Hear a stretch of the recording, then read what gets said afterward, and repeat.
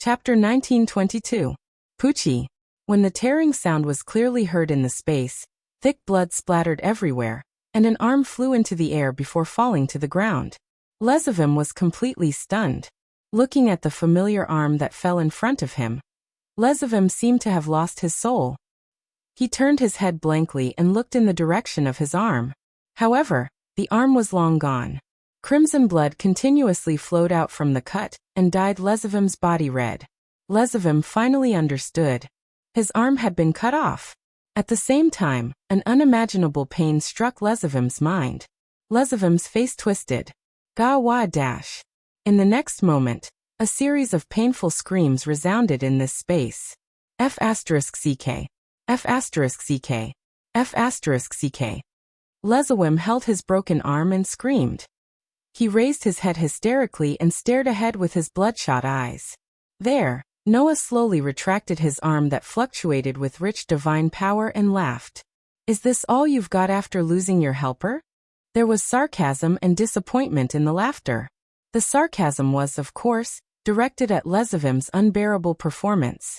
The disappointment was also directed at Lezevim's performance. Disregarding his personality, in terms of strength alone, this guy could not be compared to Sazax and Achuka. Sazax and Achuka, these two surpassers, were powerful enough to enter the top 10 in the world. As for Lezevim, although he was also a surpasser and his strength had surpassed the average Demon King level, he was at most on the same level as Michael and Asashel. He was probably on par with Chow Chow. Even if he could enter the 4 digits, he would only be at the bottom, and could not be compared to Sazax and Achuka. With Noah's current strength, not to mention another cosmology, even if he did not use divine artifacts and elven devices, he had a high chance of defeating Lezevim. For a surpasser who was as famous as Sazax and Achuka, this level was too low. Just like what Apophis said, it was no wonder that Sazax and Achuka were the rulers of the demon realm. It was not only because Lezevim did not have the personality and state of mind of Sazax and Achuka, but also because Lezevim did not have the terrifying strength of Sazax and Achuka. Also, you've overestimated yourself. Noah lifted his feet and walked toward Lezevim step by step. Not only did you revive a legendary evil dragon to replenish your combat power, but you even tried to use the Holy Grail to control the evil dragons. Those evil dragons are dangerous existences that even their respective mythical organizations, and they are even willing to destroy them. You, as the son of a demon king, you want to control of so many evil dragons? You're overestimating yourself. Noah slowly raised a hand. Didn't you tell me not to use another cosmology? Then you'll die like this. As soon as his voice fell, thick spears of light suddenly flashed around Noah, turned into flashes of light, and shot toward Lezevim like a storm. Lilith. Lezevim's expression changed drastically, and he shouted without thinking. Hurry up and protect me. Just as the rain of light spears was about to land on Lezevim's body, a petite figure appeared in front of him, and extended a hand towards the thick light spears that were shooting towards him. Hum. A wave of power reverberated from the petite hand, and like ripples in a lake, it swept through the spears of light. Under the power wave, the spears of light that were shooting out like a storm suddenly stopped in midair, and then suddenly dissipated without any warning, disappearing without a trace. Lezevim. Protect. Lilith withdrew her hand and stood in front of Lezevim. Protect. Lezevim. That's right, protect me. Lezevim breathed a sigh of relief and nodded repeatedly. Just protect me. As expected of the dragon sister that I regard as my trump card, you're awesome. Hearing Lezevim's vulgar and unbearable speech, Noah frowned deeply and turned his gaze to Lilith. That person is not worthy of your protection. Noah stared at Lilith and said word by word. Come to me, Lilith, this is where you should be.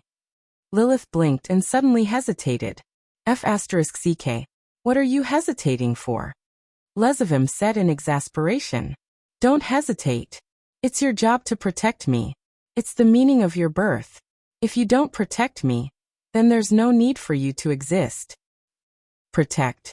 Job. Meaning. Lilith's young and pretty face returned to its original state as if all emotions were erased. Lilith. Protect Lezevim. That's my job. Is it? Noah closed his eyes. When he opened them again, his eyes were filled with an extremely cold calmness. In that case, even if I have to use force, I'll make you leave that lowly demon king's son. The divine power circulating in Noah's body suddenly transformed into magic power. Clang! A burst of brilliant white light bloomed from Noah's body. Like a tide, it surged to the surroundings, covering everything in the surroundings. Clang! In the royal city of Capes, in a corner of a castle, a flash suddenly penetrated the wall and bloomed from it. Bang! Accompanied by a muffled explosion, the wall covered by the brilliant white light exploded, turning into pieces of equal squares. Under the impact, it exploded in all directions like a bullet fired from a gun. Among them, Lilith's body was shrouded in a black crystal-like protective shield. While protecting Lezavim, she retreated from the brilliant flash and rushed into the sky. That bastard God-slayer, he actually dared to do it. Lezavim's face was distorted. Obviously, he was extremely angry. However, Lezavim also knew how terrifying Noah was if they really fought. Even the mythical forces didn't dare to go against him. What could Lezavim, a little demon king's son, do? If it weren't for Lilith here, Lezavim was afraid that he would have run away in terror. If you force me into a corner, I'll slaughter the entire vampire territory. Lezavim cursed and immediately took out the Holy Grail. Above the Holy Grail, bursts of sacred waves spread and shrouded Lezavim. His face that had turned pale due to the loss of blood from his broken arm gradually recovered its rosy color. Meanwhile, Lezavim's severed arm suddenly wriggled, and at a speed visible to the naked eye, flesh and blood rapidly grew out. It didn't take long for Lezavim's arm to recover. Boom! But at the same time in the castle below, the sound of the ground being stepped on heavily resounded. Whoosh! A figure soared into the sky at an astonishing speed, like a rocket, and shot towards Lezavim's direction. Protect! Lezavim! Lilith immediately stretched out one of her hands toward the figure that was shooting toward her. A terrifying power fluctuated in her hand. However, a burst of bright starlight flickered in the space. Under the illumination of the starlight, the power fluctuating in Lilith's hand gradually melted like white snow. Lilith was stunned. You? Lezavim yelled out. Didn't you say that you won't use another cosmology? As soon as Lezavim's voice fell, a sneer entered his ears. That's on the condition that you won't use the Holy Grail. But didn't you use the Holy Grail? The figure that rose into the sky rushed in front of Lezavim. Of course, you're not worthy of me using another cosmology. I'm using it to deal with Lilith. To deal with trash like you, a fist is enough. The fist whistled through the air and imprinted itself into Lezavim's eyes that were filled with horror. Chapter 1923. Dong. In the sky above the royal city, a muffled sound rang out like a clap of thunder. It even turned into an echo that rippled through the entire sky. Whoosh! A figure immediately fell like a falling meteorite, rubbing against the air as it shot down with a sharp piercing sound. After which, it heavily landed on a building. Bang! The powerful impact caused the rather magnificent building to explode as if it was hit by a cannonball, stirring up gravel and debris all over the sky. As for the falling figure, it was completely covered by a large pile of gravel and debris, and the figure could no longer be seen. Lezavim. Lilith witnessed this scene with her own eyes, and a dazed and confused expression appeared on her young and pretty face. Protect. Lezavim. If Lilith still had strength now, she should immediately rush to the side of the target to protect, right? However, at this moment, a layer of bright starlight had been shrouding Lilith's body, constantly offsetting the power fluctuating from Lilith's body, causing Lilith to almost lose the most basic flight ability. Under such circumstances, Lilith couldn't use her strength at all, so her expression was so dazed and confused.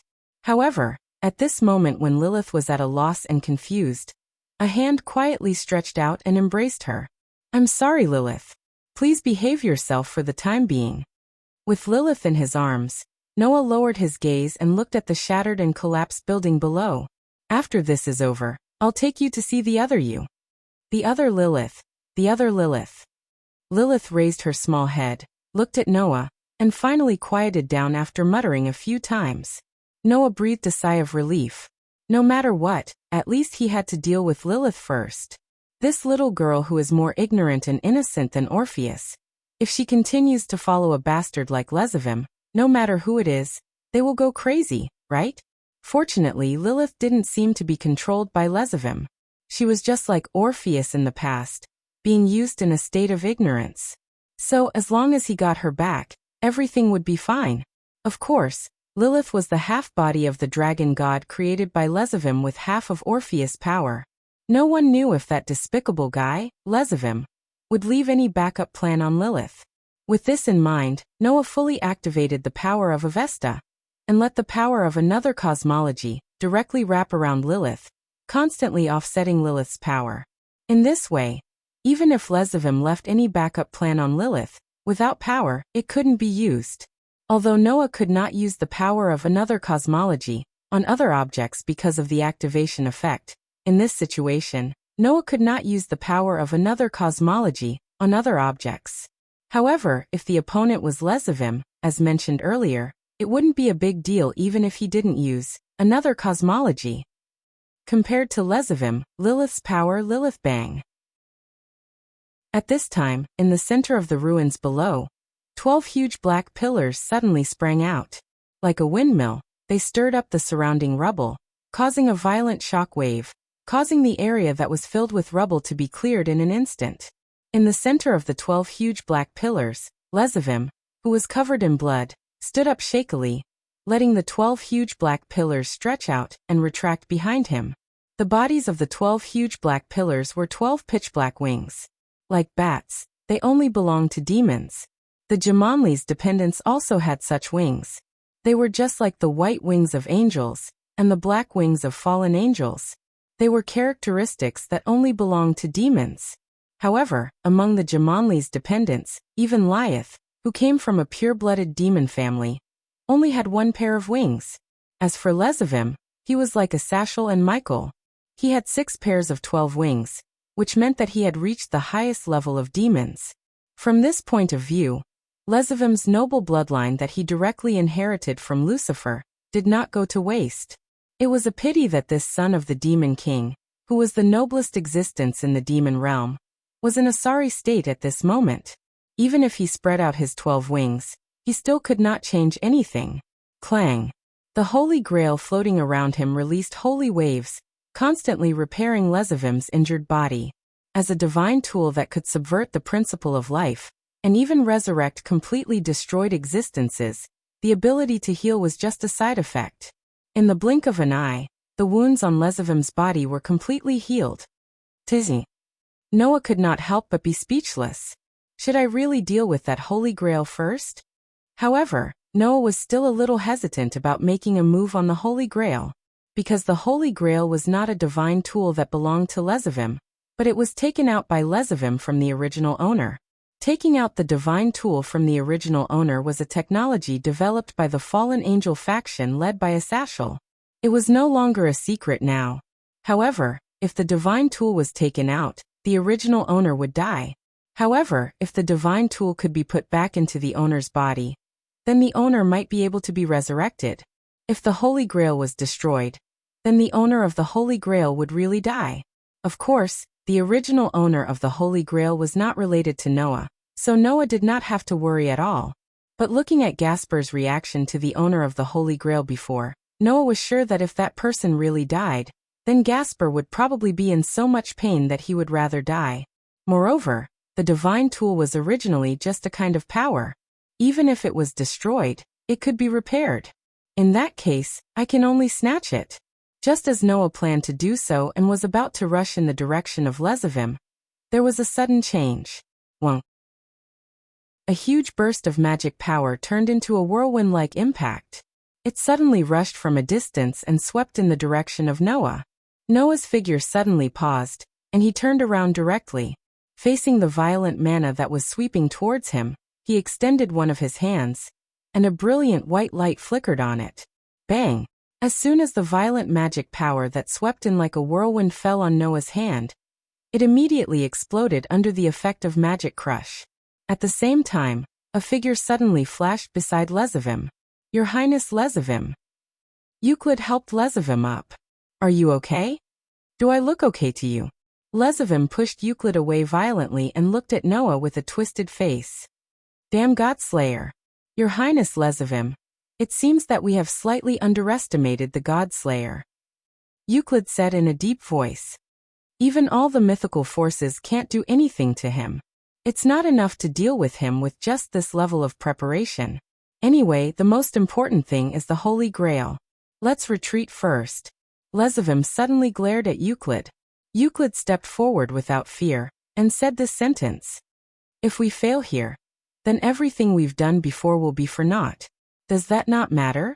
Lezavim's expression suddenly changed. He looked up and saw Lilith in Noah's arms in midair. Lezavim gritted his teeth with hatred. Let's go. Go. Noah's eyes flashed with a touch of sharpness. Do you think you can leave? Lezavim was suddenly anxious. Euclid, on the other hand, smiled faintly. Lord Noah, instead of wasting your time here, why don't you hurry and take a look outside? Maybe we can save the vampire kingdom? Save. Noah was stunned. Taking advantage of this time, Euclid activated a teleportation magic array and enveloped himself and Lezavim. Remember this, Godslayer. Lezavim stared at Noah. One day, I'll make you pay for what you've done. Lezavim and Euclid left this sentence and disappeared into the teleportation magic array. Noah's eyes flashed. After a while, he took a deep breath, turned around, and rushed out of the Opesh royal city. Chapter 1924. When Noah flew out of Opesh royal city and arrived in mid-air above the vampire city, the scene that appeared in front of him made his expression change. Roar, roar, roar. He saw huge black shadows flying back and forth in the sky above the vampire city, letting out deafening roars. The main body of the black shadows was a giant dragon that had a pitch-black luster. The giant dragon was filled with an evil and ominous aura, and there was no rationality in its eyes. It was completely engulfed by madness and ferocity. One after another, these pitch-black dragons appeared from all directions. As they circled in the air, they raised their heads and roared.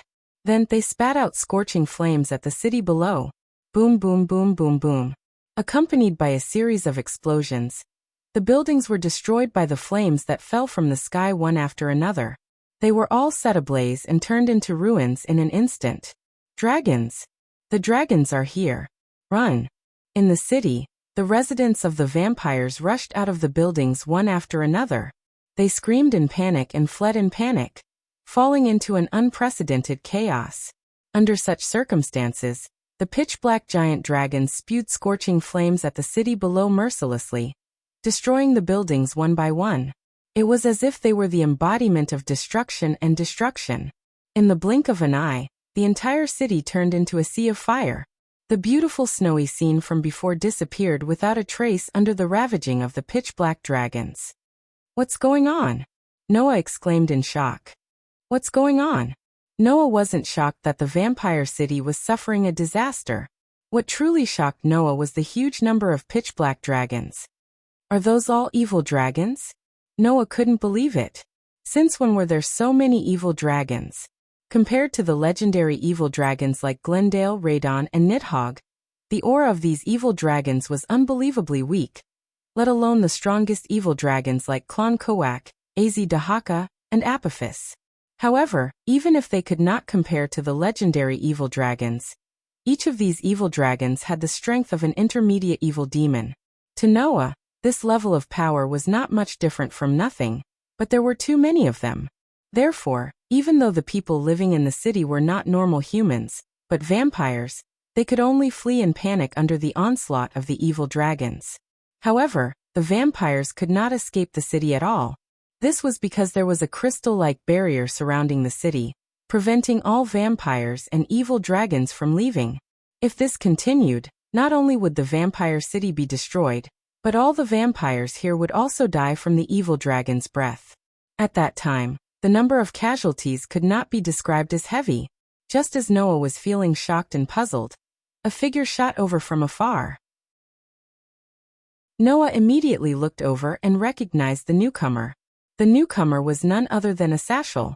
With 12 pitch-black wings on his back, a Satchel flew over from a direction, and arrived in front of Noah. "You've finally appeared." Asashel grabbed Noah's hand and said hurriedly, "Quick, use the power of your another cosmology to cancel out that barrier. Otherwise, the vampires won't be able to escape. The Jimenez's followers won't be able to go to the Camilla faction to help." With this short sentence, Noah understood. It was not only Cape's side, but even Camilla's side had been attacked by the evil dragons. A barrier? Noah raised his head and looked at the crystal-like barrier in the sky. Is this the evil dragon Radon's doing? Other than the evil dragon who once guarded the golden apple in Greek mythology, and was extremely good at barriers and defense, who else could create a barrier that even Asashel could not do anything about? That barrier was not only to prevent the vampires from escaping, but also to prevent the people here from assisting the Camilla faction. It was also set up to make the evil dragons stay here obediently and wreak havoc. That's why it was set up, isn't it? At that moment, Noah raised his hand towards the barrier in the sky. However, he did not use the another cosmology to cancel it out like Asashel said. Instead, he activated a huge magic array. Immediately after, Noah poured all of the shatter magic into the magic array, causing the magic array to suddenly flash with a dazzling white light and illuminate the surroundings. The next moment, a shatter light beam shot up into the sky and violently shot towards the horizon. Bang dash! Following the sound of glass shattering, the shatter light beam that landed heavily on the crystal-like barrier suddenly penetrated it.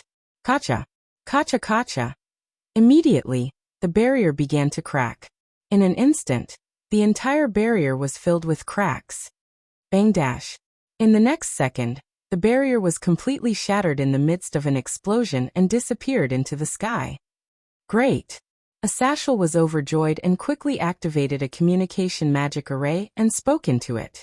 "Leah, take your kin and go help the Camilla faction." "Got it." Leah's voice sounded from the communication magic array, and then disappeared. "What's going on?" Noah asked at that moment. "Why are there so many evil dragons?" "Those evil dragons have just appeared." Asashel gritted his teeth and spoke with resentment. "Not long ago, they were all vampires from the anti-government faction of Seeps." "Vampires from the anti-government faction of Seeps?" Noah was stunned at first, but then he understood. Were they transformed by the Holy Grail?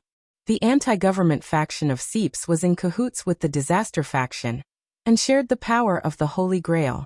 They were vampires who tried to use the Holy Grail to become flawless creatures. However, since the Holy Grail had fallen into Lezavim's hands, it proved that the anti-government faction of Seeps had all been abandoned by Lezavim. Since that was the case, with Lezavim's despicable character, it was not strange for him to secretly transform all the vampires into evil dragons using the excuse of using the Holy Grail to create flawless creatures.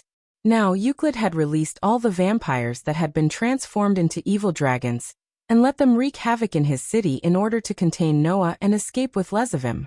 Thanks to this, the coup in the royal city is over, but a greater disaster is facing all the vampires. Asashel clenched his fist.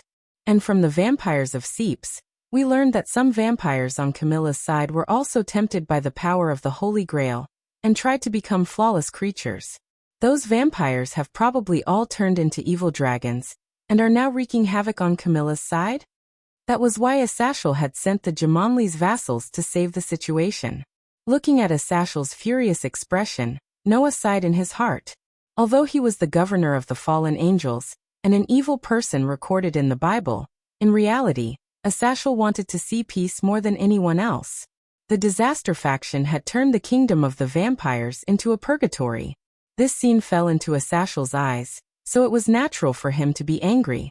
Otherwise, Asashel would not have been so anxious to send the Jamonli's vassals to save the situation when the negotiations with Camilla failed. Of course, Noah himself would not leave them in the lurch. No matter how corrupt the higher-ups regime was, these ordinary vampires were innocent. Noah already understood this principle when he was in the world of the Dark Bullet. So Noah handed Lilith, who had been quiet in his arms, to Asashel. "Help me take care of this child." "This is..."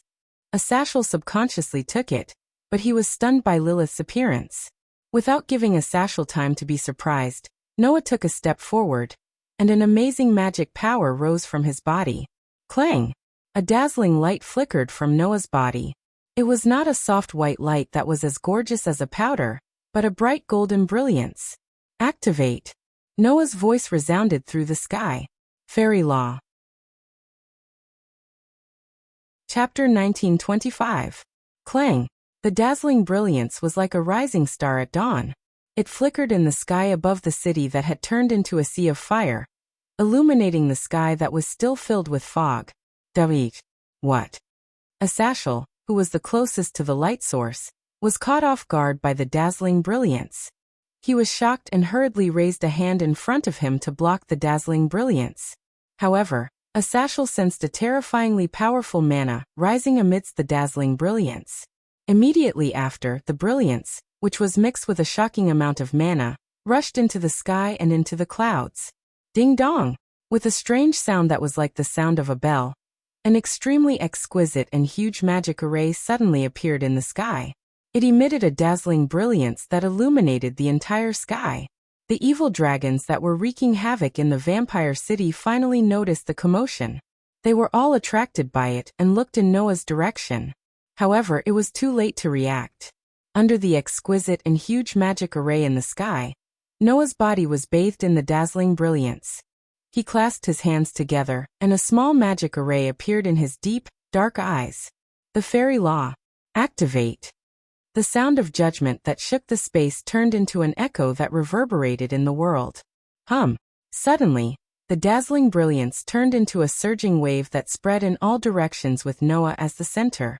The evil dragons did not even have time to react before they were all engulfed by the dazzling brilliance and disappeared in the surging brilliance. The dazzling brilliance enveloped the rampaging evil dragons, the escaping vampires, and the burning city. At this moment, even the people on Camilla's side could clearly see the dazzling brilliance shining in Seep City. They were all captivated by it. After an unknown amount of time, the dazzling brilliance dimmed bit by bit. Sensing that the shocking magic power that was vibrating in the space was slowly dissipating, Asashel opened his eyes with lingering fear. However, as soon as he opened his eyes, the scene that appeared in front of him left him stunned. He saw that the evil dragons that were wreaking havoc in the vampire city, that had turned into a sea of fire, were lying all over the ground. The huge number of evil dragons had all collapsed in the time it took for Asashel to close his eyes and open them again. The vampires who were still running for their lives opened their eyes in horror. When they saw the evil dragons lying on the ground, they were all stunned and looked at each other in bewilderment. The entire place suddenly fell silent. Only the sound of flames burning was left. It was unusually strange. Only then did Noah let out a breath and turned his head to look at Asashel. "All right, give her to me."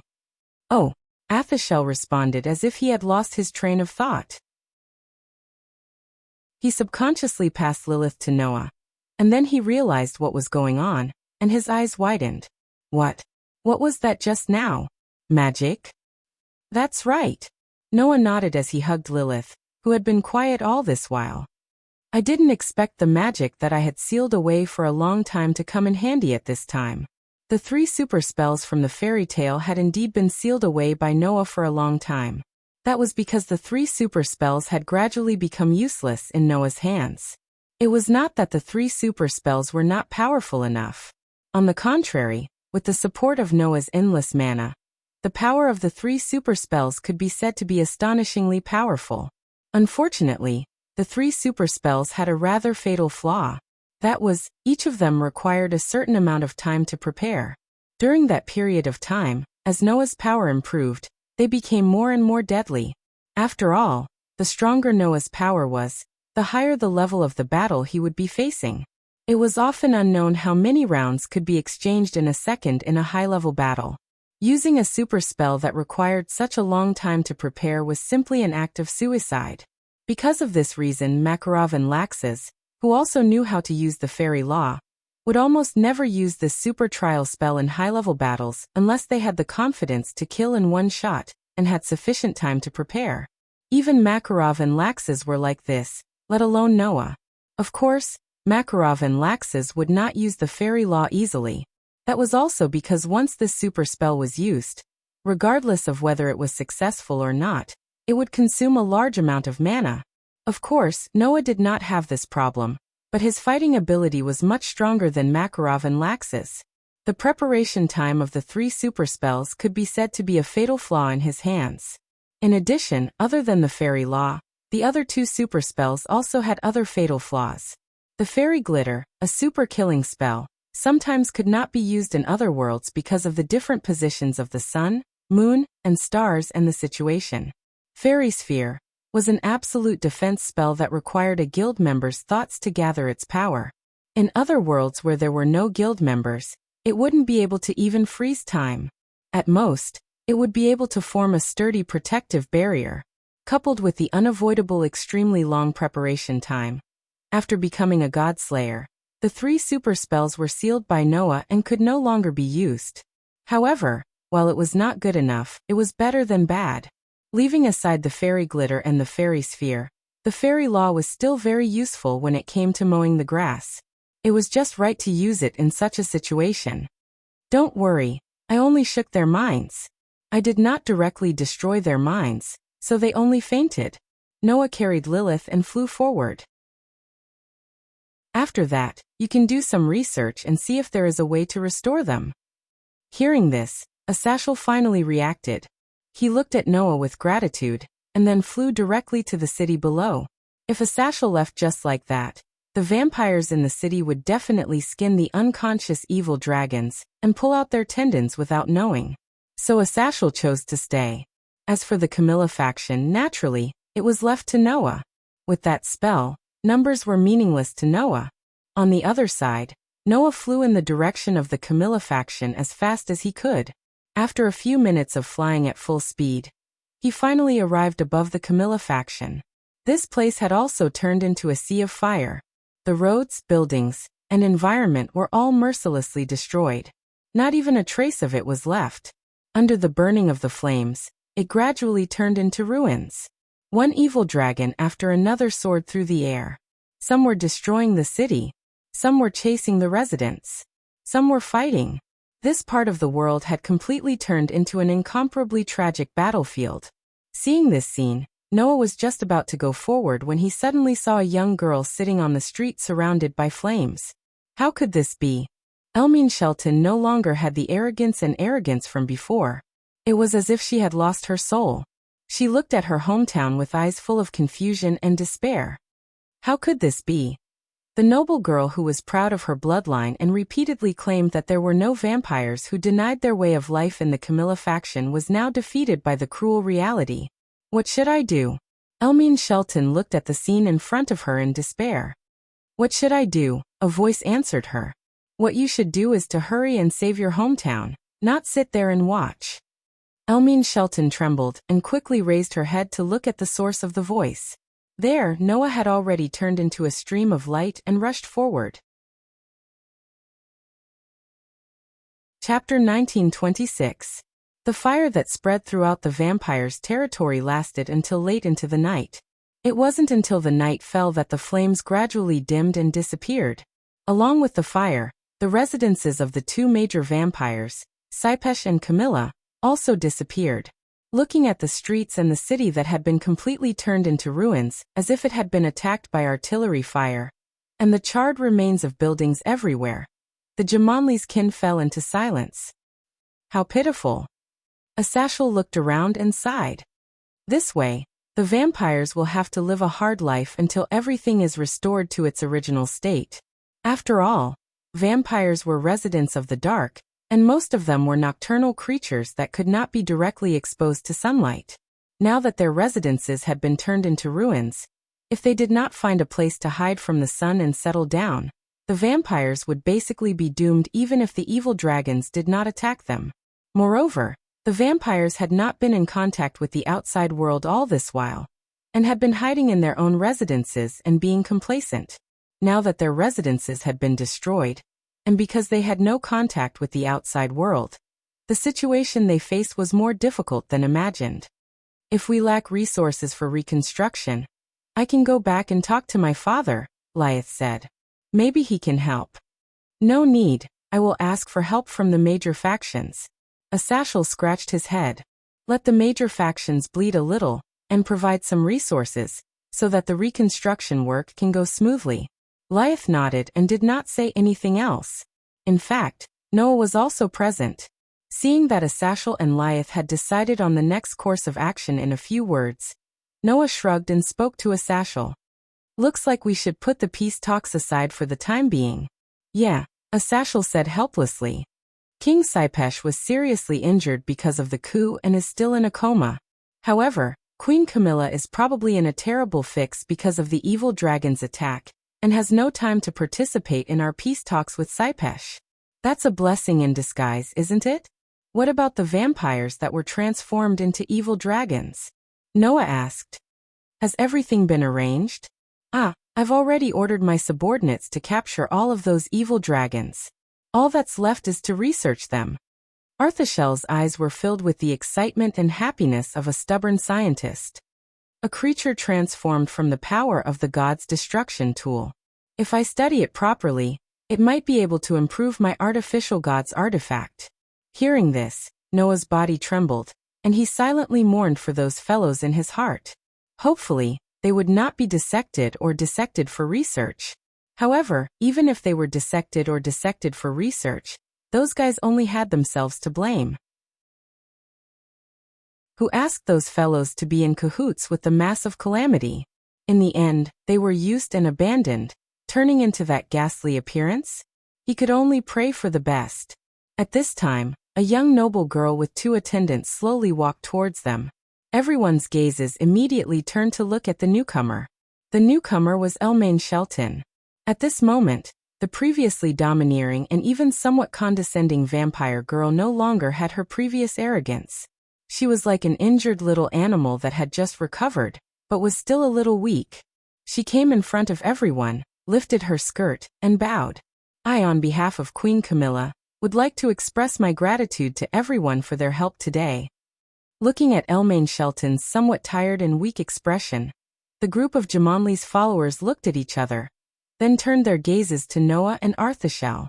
Noah did not say anything, and only shrugged, leaving the right to speak to Arthashel. In response, Arthashel could only bitterly smile and take a step forward. After this, I will request the major forces that we have reached an agreement with to help the vampires rebuild their territories.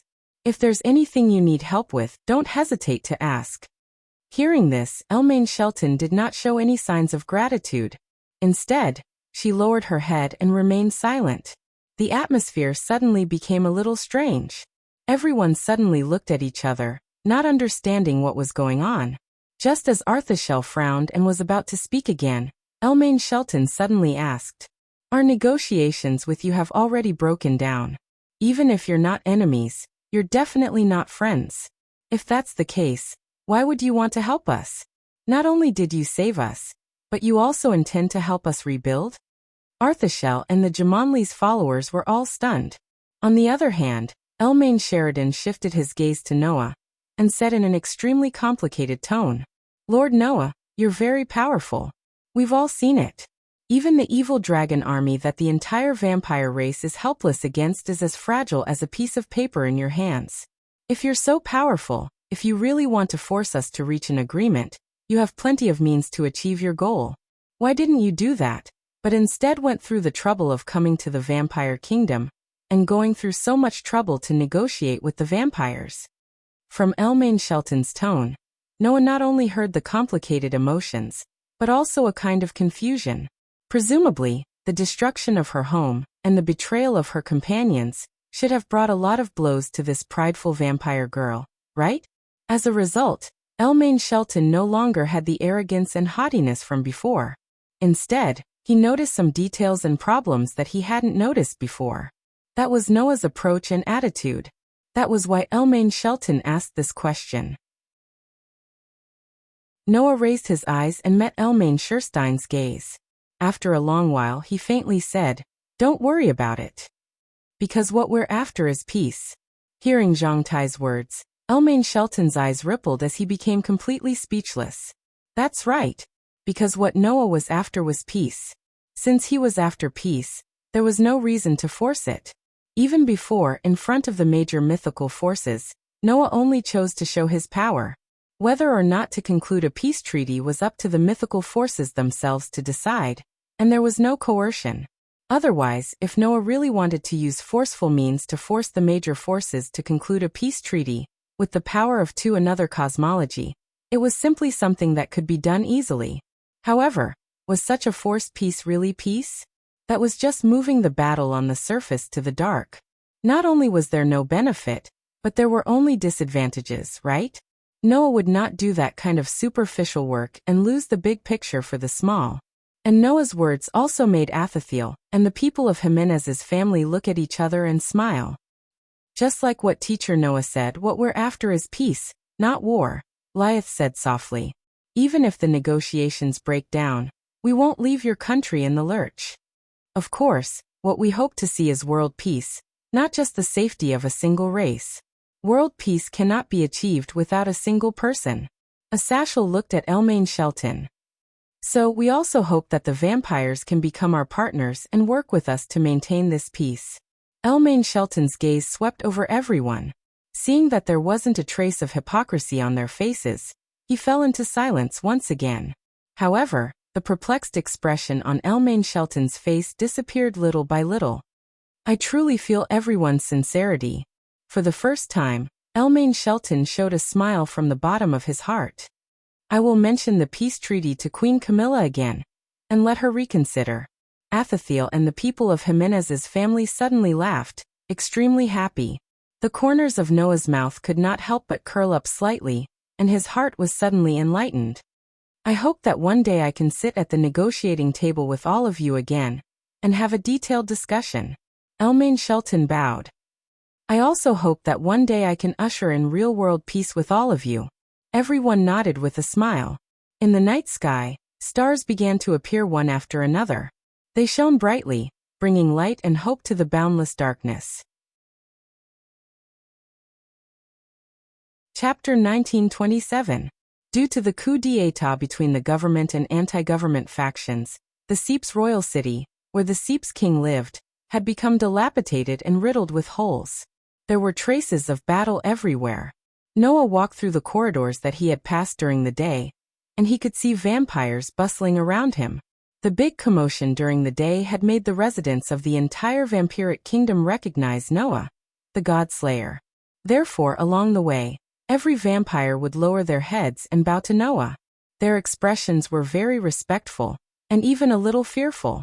The terrifying power that Noah displayed made the vampires hold a contradictory attitude of respect and fear for Noah. In this regard, Noah did not care much and walked forward under the salutes and gazes of the vampires. In his hand, he was holding a petite girl in a dark dress. Of course it was Lilith. This little girl, who was more ignorant and innocent than Orpheus, now seemed to be completely captivated by Noah. One hand was tightly holding Noah, and no matter where Noah went, she followed him. The other hand was holding a lollipop, which she licked expressionlessly. That scene was simply like a little girl who had been abducted and bribed. Noah did not have this self-awareness at all. He took Lilith's hand with a matter-of-fact expression, and came in front of a door. He reached out and knocked on the door. The next second, Asashel's voice sounded from inside. "Come in." Hearing this, Noah pushed the door open and walked into the room. It was a very spacious and luxurious room. The floor was covered with soft carpets. Beautiful curtains hung on the four walls. There was a very gorgeous bed in the corner. At first glance, it looked like the boudoir of a princess, and it was very eye-catching. The only flaw was that there were no windows here. Except for a door that was connected to the outside, it was completely closed. However, this was also a characteristic of vampires, and there was nothing strange in the vampiric kingdom. At this moment, there were two people in the room. One was Asashel, who was sitting on the edge of the bed, examining something. The other was a young girl. It was a young girl with waist-length hair that was not so much a resplendent golden color as it was a rather peculiar color. The girl seemed to be around 20 years old. Her facial features were quite regular, just like Elmain Shelton. She looked like a doll with an indescribable beauty. The difference was that the girl's skin wasn't unhealthy pale, but was as smooth and soft as a pearl, just like a human's. However, this beautiful girl was lying on the bed with her eyes closed as if she had fallen into eternal sleep. Her expression was extremely peaceful. Looking at the beautiful girl lying on the bed, Noah whispered, "Is this Valerie Tsepesh? Valerie Tsepesh." The new king that Tsepesh advocated during the coup d'état, and also the holder of the godly Sephiroth's cup. She was a hybrid between a human and a vampire. In other words, it was not an exaggeration to say that she was the culprit who colluded with the group of disasters and stirred up the entire vampire world. At least, that was what Noah had always thought. However, not long ago, Noah found out that this girl was just a puppet. The real culprit who colluded with the group of disasters and attempted a coup d'état, severely injuring the king of Opesh and causing him to fall into a coma, and indirectly or directly stirring up the entire vampire world, was actually the Holy Grail holder's family of the same blood and origin. In the world of vampires, half-breeds had no status. Letting a mixed blood become a king was something that couldn't be allowed in the first place. Although Valerie inherited the bloodline of Tsepesh, she was a hybrid herself. It was impossible for a vampire to support her and let her become the new Tsepesh king. What's more, Tsepesh was originally a patriarchal clan. It was too ridiculous to let a woman become a king. Therefore, the real cause of the coup d'état was Valerie's relative of the same bloodline. After Valerie awakened the godly tool in her body, he deceived Valerie with flowery words and used the power of the Holy Grail to rope in a vampire clan that wanted to become a flawless creature. He secretly accumulated strength and cooperated with the group of disasters. From then on, Valerie's relative of the same bloodline was destined to be a tragedy, because he was just a tragic figure that was used by Lesavim. During the day, when Athasiel and Jimenez's subordinates barged in and came to Valerie, the Holy Grail in Valerie's body had already been taken away. Her relative of the same bloodline was torn in half by the evil dragon and died without a burial place. And Valerie started to fall into a state of suspended animation at that time. That's right. Suspended animation. Originally, if the godly tool in the body was taken away, the original owner of the godly tool should have died directly. However, Valerie did not die directly. She only fell into a state of suspended animation, or it was not an exaggeration to say that she was in a state of deep sleep. What's going on? Noah looked at Athasiel. Why did Valerie Tsepesh not die directly after the godly tool was taken away? The reason is actually very simple. Athasiel seemed to be admiring and exclaiming at the same time. The Holy Grail that Lesavim took away is only a part of the godly tool in Valerie Tsepesh's body. It's not the whole thing. A part of the godly tool? Noah was stunned. You're saying that the Holy Grail in Lesavim's hands is only a part of the Sephiroth's cup? That's impossible, right? Undoubtedly, the Holy Grail that Noah saw in Lesavim's hands was complete. Moreover, the power was very complete. Even the evil dragons were completely resurrected. Lesavim even used the power of the Holy Grail twice to heal his injuries. Noah saw it clearly. In the end, that power was only a part of the Holy Grail?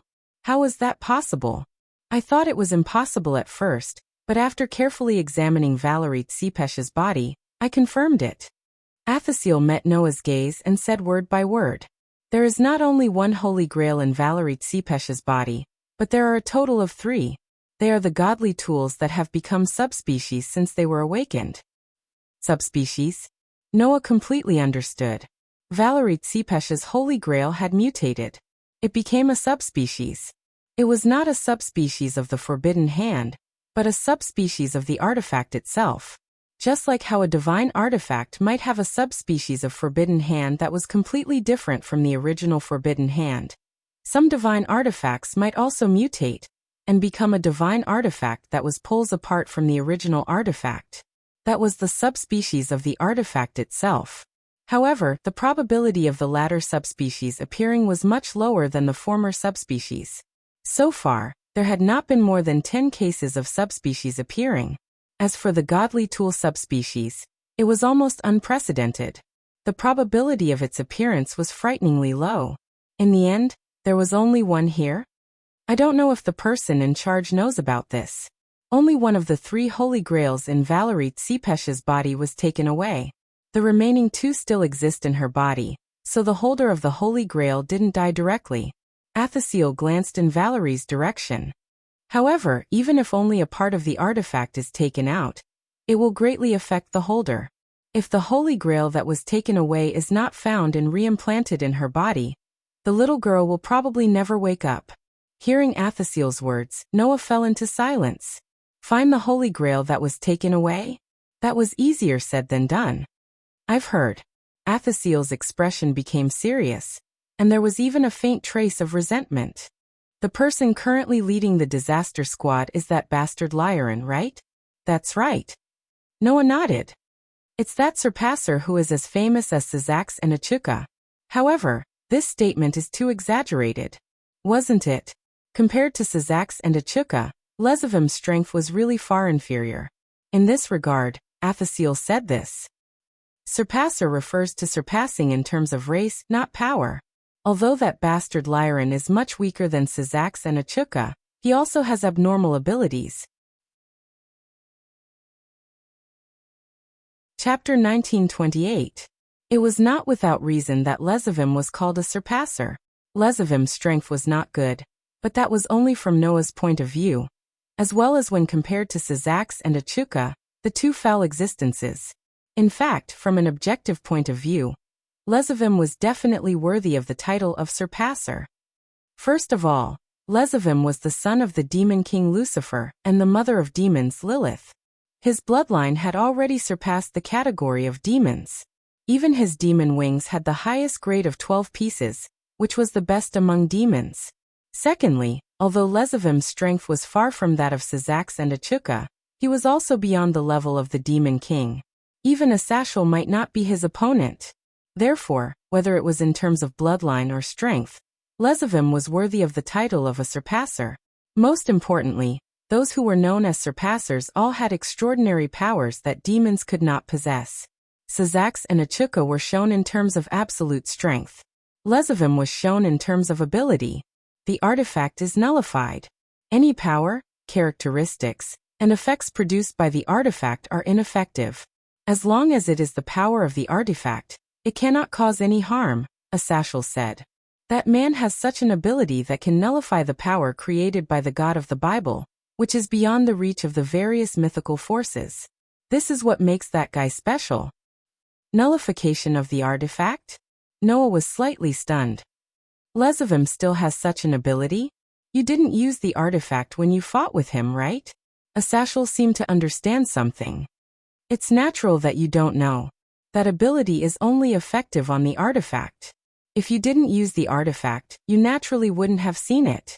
Fortunately, you are not a human like Chow Chow, who relies heavily on the power of the artifact. Otherwise, you would be in big trouble. Is that so?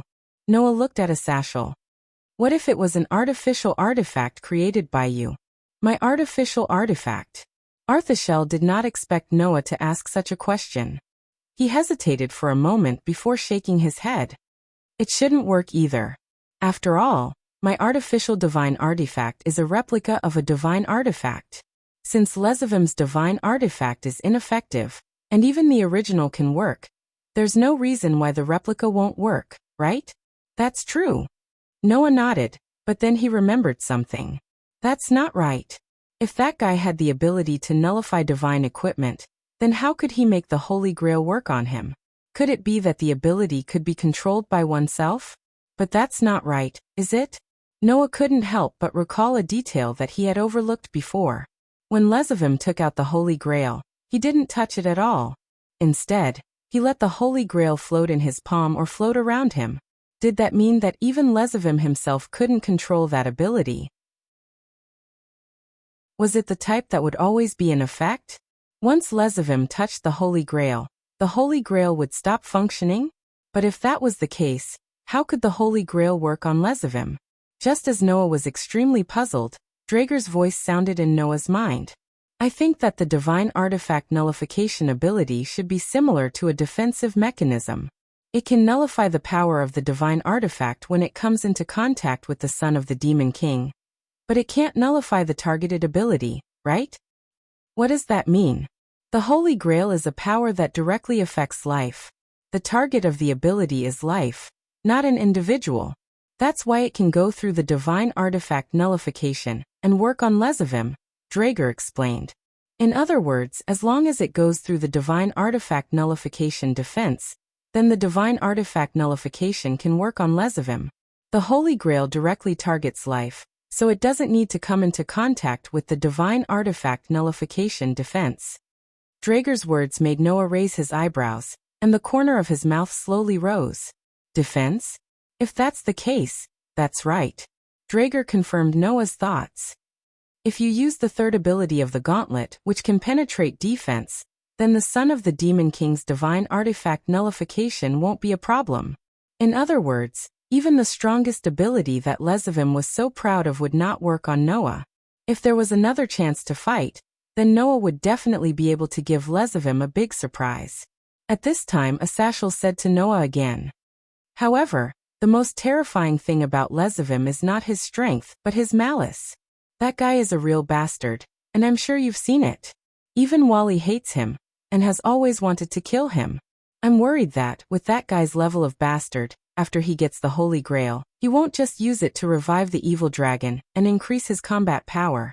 Then what else can he do? Noah asked subconsciously.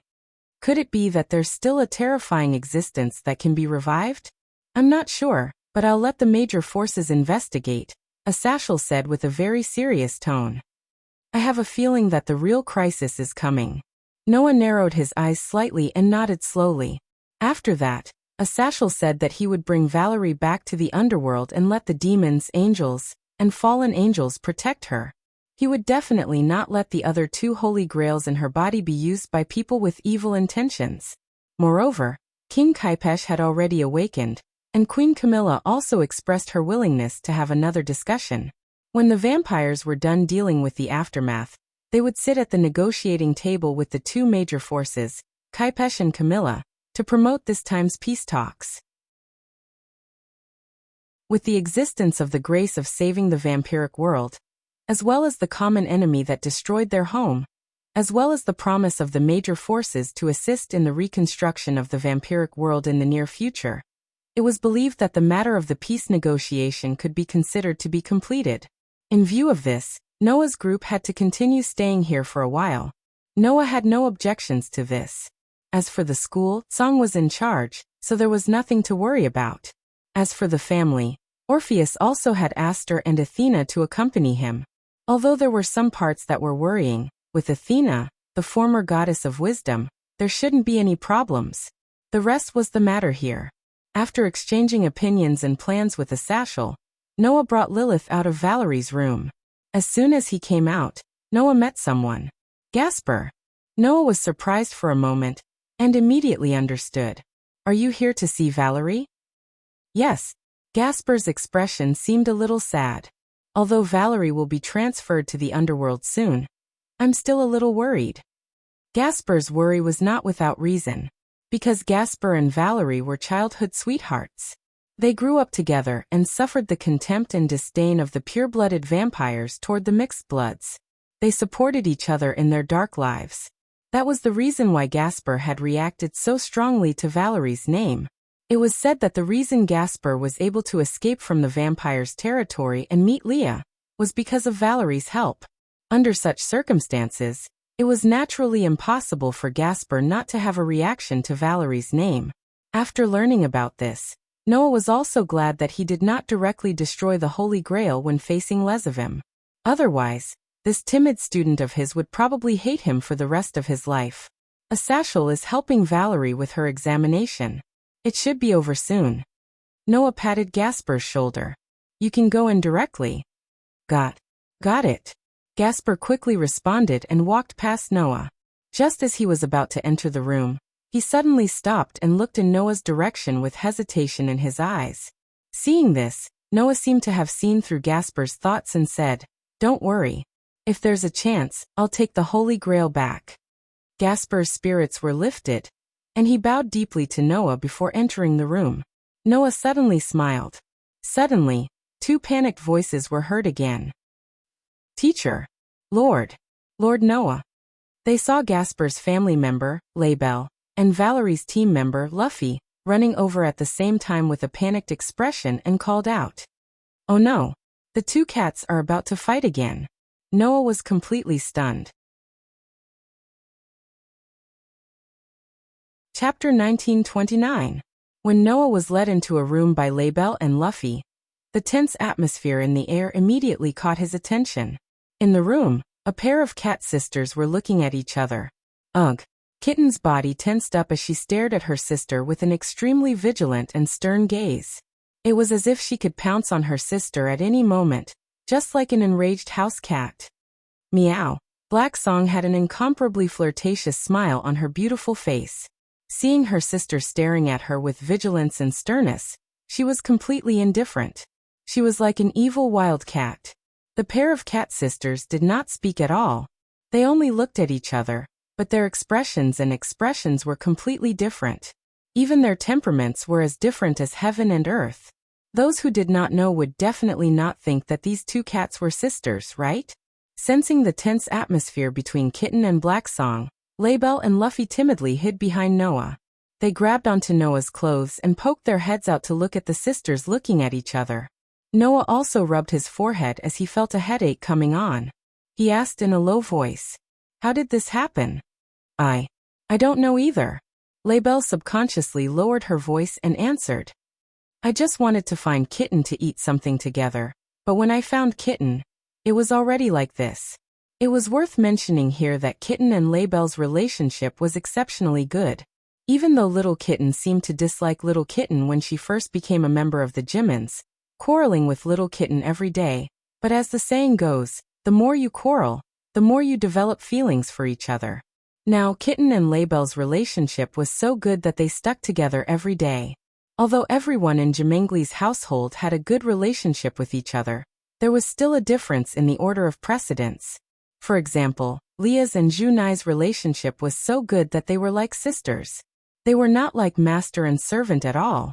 Usually, as the big sisters in the group, they would take care of the other members together. Aisha, Genova, and Irina had gotten along well with each other as the three members of the church. They were so close that they stuck to each other every day and almost never split up. Yudu and Gasper were the only two male members of the Jumanli family, and their relationship was also very good. It was said that they would sometimes go to Issei Hyuga's house together, and get along well with him. They even stayed overnight at Issei Hyuga's house together. It made people wonder what the three of them were doing all night. Because of her position as a teacher, Lesvias had more contact with the other teachers in the academy. She was also a big sister and had a good relationship with Laius and Junai. Still, the war goddess had an unexpected muddle-headed side. She could be considered a muddle-headed big sister. Only Kitten and Labelle were left. In the past, because she lived with Noah at the same time, Kitten had the best relationship with Isha. Now Kitten and Labelle had started to develop feelings for each other during their quarrel, while Isha was occupied by Genova and Irina. This made Kitten's relationship with Labelle much smoother. Therefore, it was not strange that Labelle would come to Kitten to work with her. However, they did not expect that Black Song would come to Kitten as well, and things would turn out this way. Miss Black Song didn't come here specifically to look for Miss Bain. We were just strolling around the castle because Captain Varley is currently nowhere to be found. Luffy raised her hand weakly. Then we met Miss Bain here, and things turned out this way. In other words, Black Song and Kitten just happened to run into each other here. It was not that Black Song deliberately went to Kitten to do something to her. Unfortunately, due to their personal grudges, the meeting between Black Song and Kitten had turned into a confrontation. The two sisters probably didn't expect to bump into each other here, so they didn't know what to say and just stared at each other. Little did they know that this kind of atmosphere was too unbearable for those who knew about the grudges between the two. Therefore, as Kitten and Black Song's companions, Labelle and Luffy could not stand this kind of atmosphere and could only run away, looking for Noah to save the day. After understanding the whole situation, Noah narrowed his eyes and looked at Black Song and Kitten, who were silently staring at each other, and barged in helplessly. "How long do you want to stare at each other there?" Noah directly barged in, and smoothly ignited the tense atmosphere between Black Song and Kitten. "Teacher." Kitten acted as if she had been saved, and almost reflexively hid behind Noah, squeezing Label and Luffy out. It seemed that Kitten was still very afraid of her sister, and that she was just putting on a brave front earlier. Although they were sisters, Black Song was a wanted criminal who had killed her master, causing Kitten to be regarded as a dangerous person by the higher-ups of the Fiend realm, and was the main culprit who had almost caused Kitten to be executed. Therefore, Kitten still held a grudge against Black Song, and was very resistant to him. Black Song was naturally the clearest about this. However, this black cat did not have the slightest bit of self-awareness. She blinked at Noah and smiled sweetly. Aya? Why are you here? I'm just greeting Bain, okay? You're not worried that I'll attack Bain, are you? Is that very strange? Noah asked directly. Don't forget, you have a criminal record. Are you referring to the first time Orpheus saw you? Black Song waved his hand. At that time, I was only instructed by Wally to lure you out. Taking Bain away was just convenient, meow. I think so too. Kitten hid behind Noah and poked her head out, staring intently at Black Song. Sister didn't want to take me away in the past, and I don't think you will now, right? That's right. Black Song nodded with a smile. So don't worry about what I'll do, meow. Kitten bit her lips when she heard Black Song's nonchalant words, and some resentment appeared on her usually emotionless face. Hey! Label stood up for Kitten and pointed at Black Song, shouting, You're not allowed to bully Kitten. You're not allowed to bully Kitten. Woo meow. Black Song blinked again, and the smile on his face became even brighter and more moving. Why? Bullying younger sisters is the privilege of older sisters, meow. But do you see Kitten as your younger sister? Label said with some agitation. If you do see Kitten as your younger sister, why did you abandon her back then? Don't you think it's too late to say such things now? Label's words caused the tense atmosphere to turn sinister. Kitten bit her lips harder and harder. Black Song still had a smile on his face, as if he didn't care at all. Only Lu Fei actually stood up at this time, and looked seriously at Lei Bei Bei. Please don't speak of Miss Black Song like that. Miss Black Song isn't that kind of person. Lu Fei's words made Noah slightly stunned, and a thoughtful light flashed through his eyes. However, Lei Bei Air was completely unconcerned. She thought that Lu Fei was speaking up for Black Gu, and her anger began to rise. She immediately snorted, turned her head away, and said these words. What do you mean by not that kind of person? You dare to do it, but don't dare to admit it? That's not it. Lu Fei retorted. Miss Black Song is just... All right, little Lu Fei, thank you for speaking up for me. However, I'm not even agitated, so why are you so agitated, meow? Black Song shrugged, looking indifferent. Anyway, I'm just a bad cat. There's nothing wrong with that, meow. It had to be said that Black Song's indifferent tone and frivolous words were extremely infuriating to those in the know. As expected, Kitten couldn't help but murmur. Big sister is the worst. Black Song glanced at Kitten, indifferent to Kitten's murmurs. However, Noah, who had been observing Black Song all this time, noticed it. There was a flash of sadness in Hei Ji's eyes for a split second. Noah's eyes flashed, and he suddenly smiled when he caught the sadness in her eyes. Is that so? I think Black Song is rather cute. In that instant, the entire place quieted down. A different kind of tension from before, and a different kind of heaviness from before. A somewhat strange atmosphere began to replace the surrounding atmosphere, permeating the air. Chapter 1930. At this moment, all the girls present turned their gazes towards Noah, each with a different expression. Teacher. Kitten looked at Noah with eyes full of disbelief. Teacher. You. Label's expression was extremely stiff. Wah wah. Lu Fei's face turned red. As for Black Song, her eyes widened. After looking at Noah for a while, she suddenly cheered and pounced on Noah, giving Noah fright. Wah meow. That's great, meow. Black Song was overjoyed as she shouted. Little brother Godslayer's favorability has finally been maxed out? It really wasn't easy, meow. Maxed out your head. Noah had an embarrassed expression. Do you think this is a game? You want to farm favorability? Indeed, When Miss Blacksong has nothing to do, she would sneak into the game center to play games. Lu Fei seemed to have realized something, and her face turned even redder. So it's that kind of game? It seemed that little sister Lu Fei had completely misunderstood. At this moment, little Kitten and Label finally came to their senses. Sister. Kitten glared at Blacksong, looking somewhat agitated. What did you do to teacher? Kitten thought that Noah's abnormal behavior was because Blacksong had used some sort of bewitching spell. No. He couldn't have been tricked by that bad cat. Teacher. Lei Bei Er cried out in panic. That's an illusion. It's all an illusion. Even Label thought that Noah had been hit by some sort of spell that made him lose his mind. It really made her speechless. Indeed, Blacksong's actions had a sort of bewitching feeling, but that did not mean that Blacksong was a casual woman.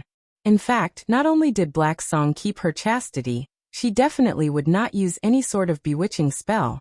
The reason why she usually acted so charmingly was because of her casual nature. Cats were rather amorous creatures to begin with. As a cat demon, it was not strange for Blacksong to have such a personality. On the other hand, Kitten, undoubtedly Nikomata, was so serious that it was abnormal. However, even if it was a kitten, didn't it tempt Noah before because of the arrival of the estrus? Therefore, frivolous behavior did not mean that Blacksong was a casual woman. Moreover, even if they didn't use any magic, there probably wouldn't be anyone who thought that Blacksong wasn't good-looking, right? It was a fact that Blacksong was cute. However, the cuteness Noah was referring to was not her appearance, but her heart. Bang! With a muffled sound, a fist smashed into Hei Ji's head. Meow. Blacksong suddenly let out a sorrowful cry. He covered his head and squatted down. Noah slowly retracted his fist and glared at Hei Gu in exasperation. I'm just praising you, and you're already sticking to me. What are you going to do if I continue to flatter you? What else can we do, meow? Blacksong said matter-of-factly as he rubbed his aching head. Of course, little brother Godslayer. You can do whatever you want, meow. Noah was speechless. Was this wild cat really not a casual woman? Noah began to doubt his previous thoughts. On the other hand, Kitten, Label, and Lu Fei stared blankly at the development in front of them. They were at a loss. What was the situation now? Was there any more charm or magic? Noah sighed softly and ignored Blacksong, who was covering his head and complaining. He turned around, squatted down, and looked at Kitten. Hey, Kitten. Noah looked straight at Kitten and asked very seriously, have you ever wondered why Blacksong killed his own master and left you behind? Kitten was stunned. Label was also stunned. Lu Fei kept her mouth shut. As for Blacksong, his complaints came to an abrupt end. He stopped fooling around and looked at Noah with eyes full of boredom.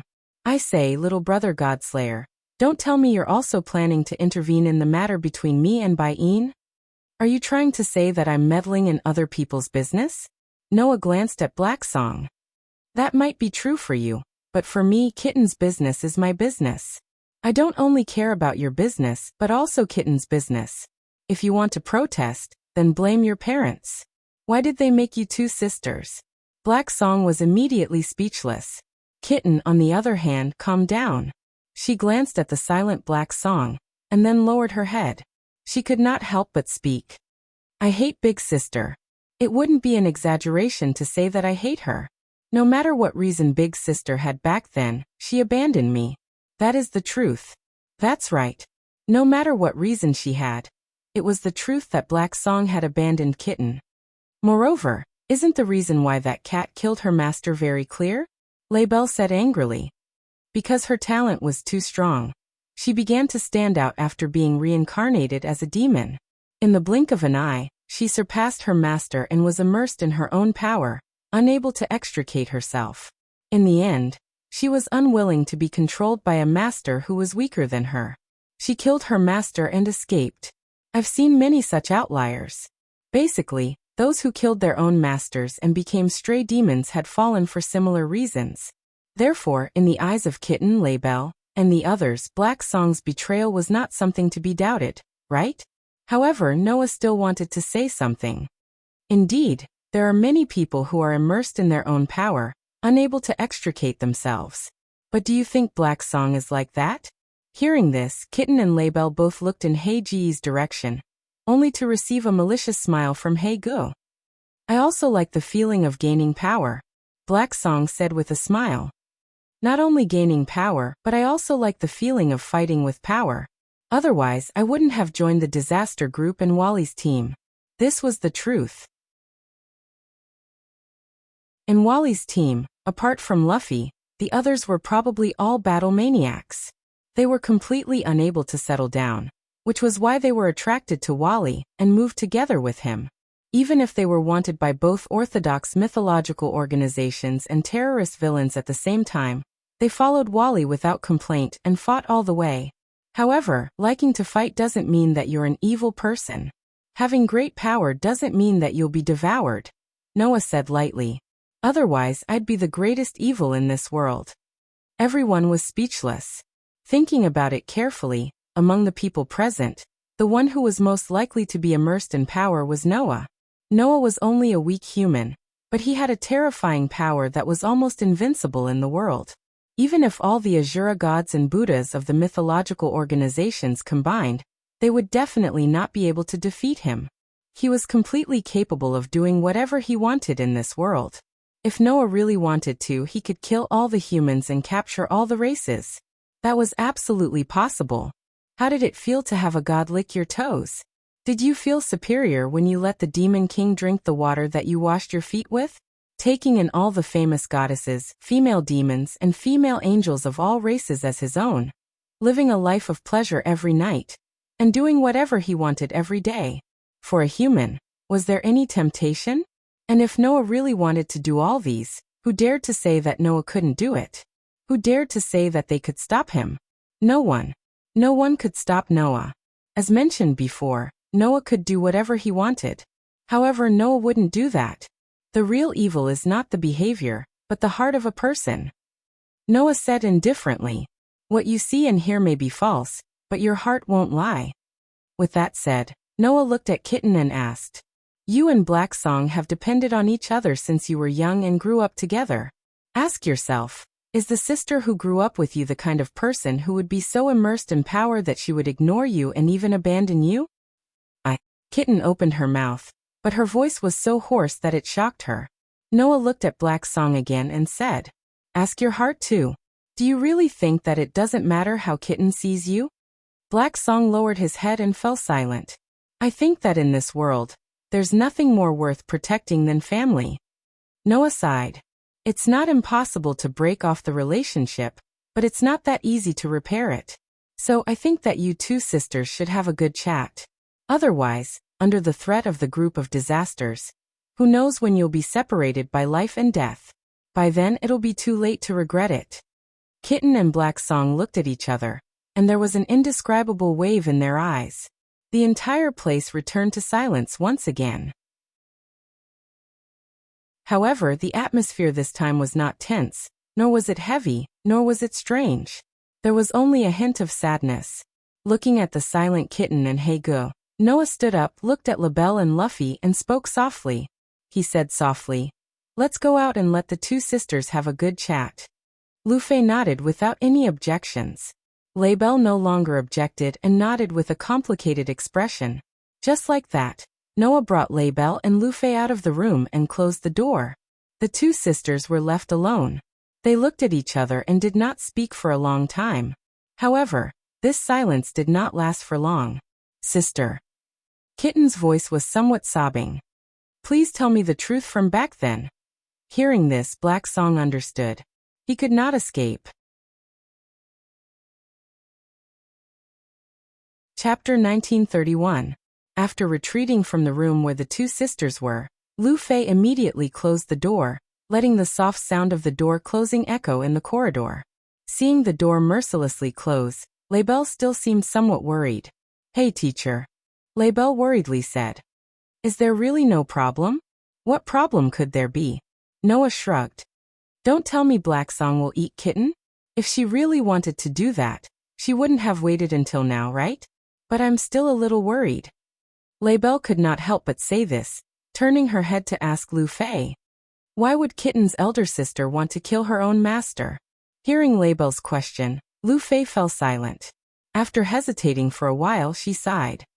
Actually, I've only heard about it from Miss Blacksong, Lu Fei said hesitantly. Miss Blacksong said that her previous master was a bastard, very annoying, and that it was more comfortable to live with Captain Varley. A bastard? Noah thoughtfully smiled. It seems that I more or less understand Blacksong's difficulties. Label tilted her head, seemingly still not understanding. What do you mean? Actually, the reason shouldn't be hard to guess. It's very easy to think of it, but you just don't want to think about it. Noah looked at the puzzled Label, and could not help but sigh. Label, although your family treats you like a little princess, and Laius as your master, cares for you family members very much, please think carefully. How many demons in the demon world treat their own family members with sincerity? Label's pretty face could not help but change slightly. The eldest daughter of the Phoenix family was not an idiot. On the contrary, she was a military figure. Usually, when the Zymonts were on missions, she would often exchange opinions with Queen Laius and formulate countermeasures. Thus, she had always been deeply trusted by Laius. Therefore, with Label's intelligence, she immediately understood Noah's words. In the eyes of ordinary people, demons are evil to begin with, right? Noah could not help but laugh. Although that's what I say, I won't kill all of them. At the very least, I have a good relationship with the current Devil King, Jimenez's family, and Sidi's family. But just like how there are good people and evil people, there are good gods, and there are evil gods and evil gods like Loki from Northern Europe. There are also bastards among demons, right? And Blacksong is the highest-ranking cat elf of the Nicomeda clan. Not only is his bloodline pure and noble, but his talent is also astonishing. He is proficient in magic, immortal arts, and demonic arts. It's not hard to guess what will happen if such a seedling falls into the hands of a bastard demon, Noah said calmly. If the previous owner was a vicious person, then he would have used Blacksong's power to commit all sorts of crimes. If the previous owner was a narrow-minded person, then he would have been jealous of the excellence of his dependents. It wouldn't have been strange if he had wanted to personally destroy his dependents. Since Blacksong had described his previous owner as a bastard, then I guess that the previous owner must have been greedy for the amazing talent that Blacksong had displayed. Greedy. Label was stunned at first, but then she suddenly trembled. Could it be? Have you thought of it? Noah curled his lips. That's right. The power of a cat elf is already so tempting. Generally speaking, if there's a second cat elf, no matter which demon it is, they would want to take it in their pocket, right? Blacksong and Kitten had depended on each other since they were young, and had always grown up with each other. Even after Blacksong became a family of a demon, Kitten had always followed him and never left him. Under such circumstances, according to Noah's words, Label would really be an idiot if she still did not understand the meaning. In other words, Blacksong's former master set his sights on Kitten? Label was somewhat in disbelief. Kitten's older sister killed her own master just to protect Kitten? Of course, this is only my guess. Noah turned his head and glanced at the tightly shut door as he muttered. But seeing Blacksong's reaction, this guess should be the most convincing, right? Label did not know what to say. At this time, Lu Fei spoke softly.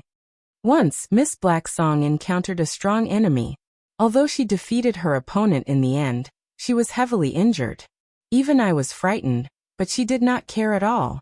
Lu Fei recalled the situation at that time and lowered her voice. According to what Miss Blacksong said at the time, she had undergone extremely chaotic strengthening training in the past. Compared to that, her current injuries are nothing. Noah and Label understood what Lu Fei meant. Without a doubt, that so-called chaotic strengthening training could only have been personally inflicted by Blacksong's former master. There was no other possibility. This was enough to show what kind of person Blacksong's former master was. Of course, it was also possible that Blacksong was lying. But putting aside Noah, as a pure-blooded demon of the Phoenix clan, Label knew that such things were not rare in the fiend realm. Just as Noah had said, there were good people and evil people. Although not all demons were as evil as the legends said, there were truly evil demons. Demons generally revered strength. After the demon chess pieces were developed, and superior demons were able to have their own dependents. This concept of revering strength still affected most demons. Thus, in order to obtain powerful dependents and servants with limitless potential, many demons would use unscrupulous means. Some of them would force and harm the person they liked, forcing the other party to become their dependents. Some would conduct inhumane training on their dependents, completely disregarding the safety and condition of their dependents, blindly strengthening them.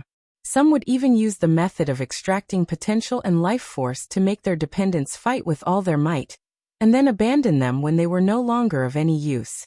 It was extremely vicious. Even Label's brother, Laia's former fiancé Riesel, did not treat his dependents as his personal property and order them around as a matter of course. On the other hand, the pure-blooded demons of the Gimli clan were known for their gentleness. They sincerely cared for their dependents, which was why such things did not happen. Like vampires, demons are also a race that lives in the dark, Noah mentioned, intentionally or otherwise. Many of the demons' bad habits and ideas are not flattering. That's why the 4 demon kings, Sazax, Achuka, Seraph and Felubium, spared no effort in promoting peace between the various factions in an attempt to change the concept of the race with the change of the world. Perhaps Athaziel, the governor of the fallen angels, has similar thoughts? Noah spread his hands. After all, the fallen angels are also evil in the Bible. There must be some problematic people among them, right? Every family had its own problems. Since even a family was like this, there was no need to mention a race. Although Noah was a loner, he was also the leader of 2 guilds in another world. As the leader of a guild, Noah knew very well what kind of consideration and labor he had to put in. Therefore, Noah's words were undoubtedly quite persuasive. In short, let's leave the matter of Black Song and Kitten to them, Noah said to Label and Luffy. We'll just quietly watch from the sidelines. Label and Luffy both nodded. Then Noah, Label, and Luffy left the scene. Label and Luffy returned to their respective residences, probably very moved by Noah's words. Noah, on the other hand, brought Lilith, who had stayed outside the room. Just as he was about to return to the room, he encountered an unexpected person on the way. Looking at the silver-haired youth slowly walking toward him, Noah stopped in his tracks. Varley seemed to have only just noticed Noah. He raised his head and met Noah's gaze. Noah noticed it at that moment. Varley's eyes and expression were somewhat abnormal compared to before. If the previous Varley was a pure warrior, who only knew how to press forward with indomitable will, then the current Varley was like a madman who had stopped halfway and was hindered by something. The fighting spirit in his heart was replaced by another emotion. What emotion was that? Hatred. Noah saw hatred in Varley's eyes. What the hell happened? Chapter 1932. At this moment, the sky was almost bright and the commotion in Kaipe Royal City had gradually subsided. In the corridor, Noah and Wally looked at each other, but no one spoke. Instead, Lilith, who had been held by Noah, twitched her nose and looked at Wally. Dragon. Lilith mumbled as if she was in a dream. The smell of a white dragon. Lilith's words immediately made Noah and Wally turn their eyes to her. I see, Wally said with a blank expression.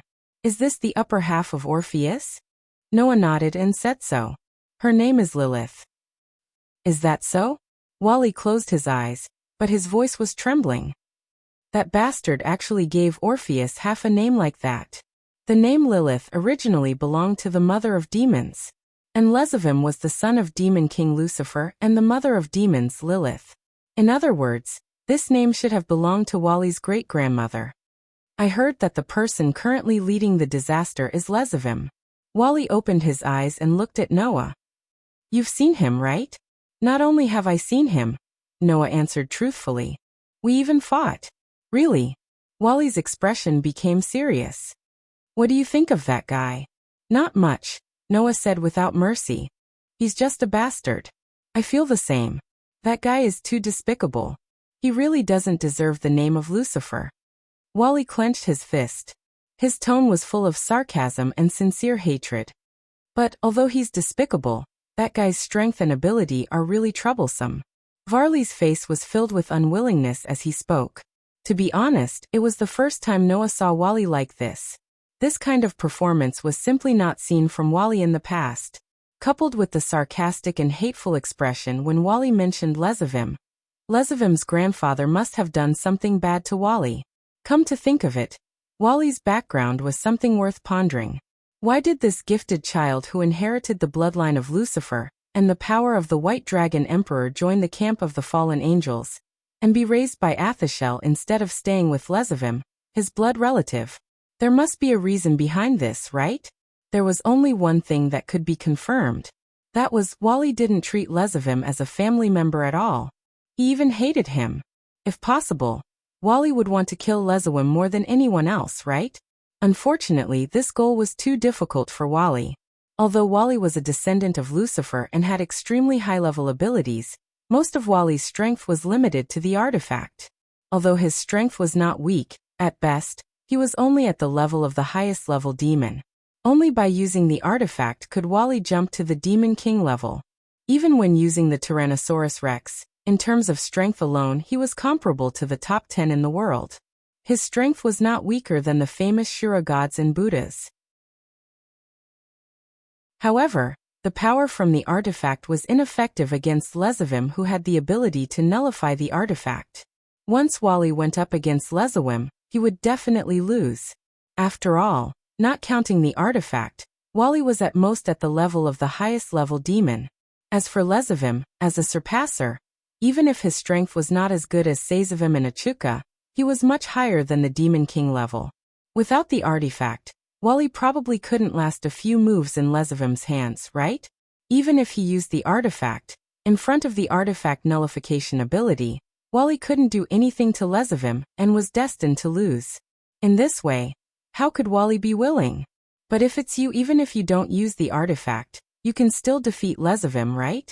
Wally stared at Noah closely. I'm right. What a pity. Noah didn't answer but said indifferently. In the end he still escaped. As if Wally had expected it, he lowered his head and remained silent. Another cosmology. Wally said in a low voice. That's the name, right? Noah was slightly taken aback, and immediately nodded. Did you use it on that guy? Wally asked very solemnly. I used the ability called Another Cosmology. This time Noah didn't answer. Instead he looked straight at Wally and said, Don't worry. What do you want to ask? Wally was silent again, and finally spoke after a while. I just want to know if I have the possibility of defeating that guy now. Although he said so, Wally's expression told Noah that he already knew the answer to this question. After all, the other party was his grandfather. Even if Wally didn't do his duty, it was impossible for Wally not to know the general details of Lezavim. So, Wally probably also understood, right? If the divine artifact was really nullified, then the current him was definitely not Lezavim's opponent. It was just that Wally didn't want to admit it, which was why he had so many emotions. Frankly speaking, this kind of Wally really subverted Noah's impression of him. It seemed that the grudge between Wally and Lezavim was deeper than Noah thought. So Noah said so. If you want me to tell you the truth, I can only say that even if you have mastered Tyrannosaurus, if you don't find a way to nullify Lezavim's divine artifact, then you absolutely can't defeat him. This sentence made Wally clench his fists tighter and tighter, and he even gritted his teeth. Is that really the case?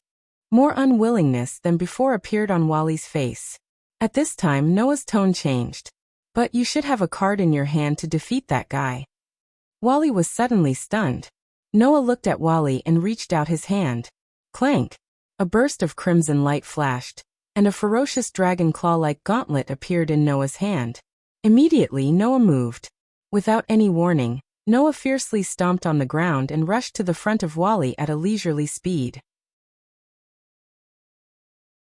He clenched his arm that was covered by the gauntlet, and with a whistling wind, he threw a punch at Wally. Wh! Wally didn't expect Noah to launch such a sudden attack. However, as the White Dragon Emperor who had always yearned for battle, Wally's combat skills weren't bad, and he reacted almost instantly. However, the distance between Noah and Wally wasn't that far, and the attack came so suddenly, and Wally's condition wasn't quite right. So for a moment, Wally didn't have time to use the divine artifact. At this moment, Wally could only increase the magic power in his body. Wang. A defensive magic array immediately unfolded in front of Wally, protecting him like a barrier. This defensive magic array that was hastily set up could only block the attack of a superior devil. For an invincible supermaster like Noah, it was almost useless.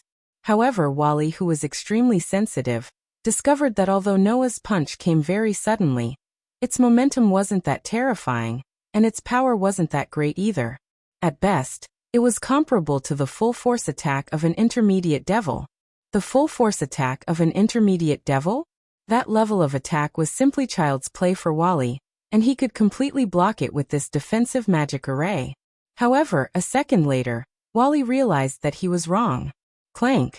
The fist that was aimed at Wally landed heavily on the defensive magic array, and it caused a sound similar to the collision of steel. However, in the next moment, a language sounded from the crimson gauntlet. Penetrate. Suddenly, the impact of the fist directly penetrated the defensive magic array, and like an invisible force, it slammed into Wally's chest. Bang! Along with the muffled sound, Wally squeezed out a muffled groan from his throat, and his body suddenly shook as if he was hit by a truck. He rubbed against the ground and slid out violently, only stopping after a while. Feeling the pain in his chest, Wally raised his head and looked at Noah in shock. What just happened?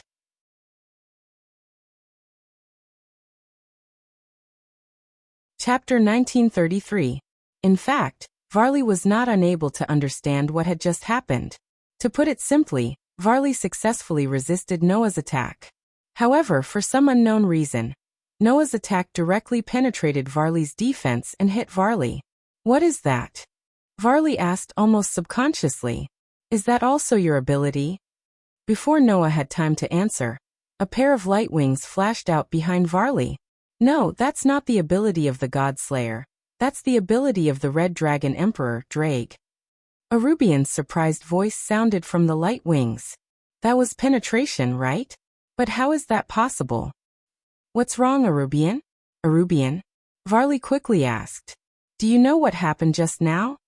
Of course, as the White Dragon Emperor. How can I not know what that is? Arubian's voice was full of surprise. That's the third ability of the Red Dragon Emperor, Drake. The third ability. Varley was stunned at first, then he noticed the key point. The ability of his life? That's right, Arubian said. When I, the twin heavenly dragons, was sealed into the divine artifact by the God of the Bible, my abilities were split into several parts. Only 2 of my abilities are left for the host to use.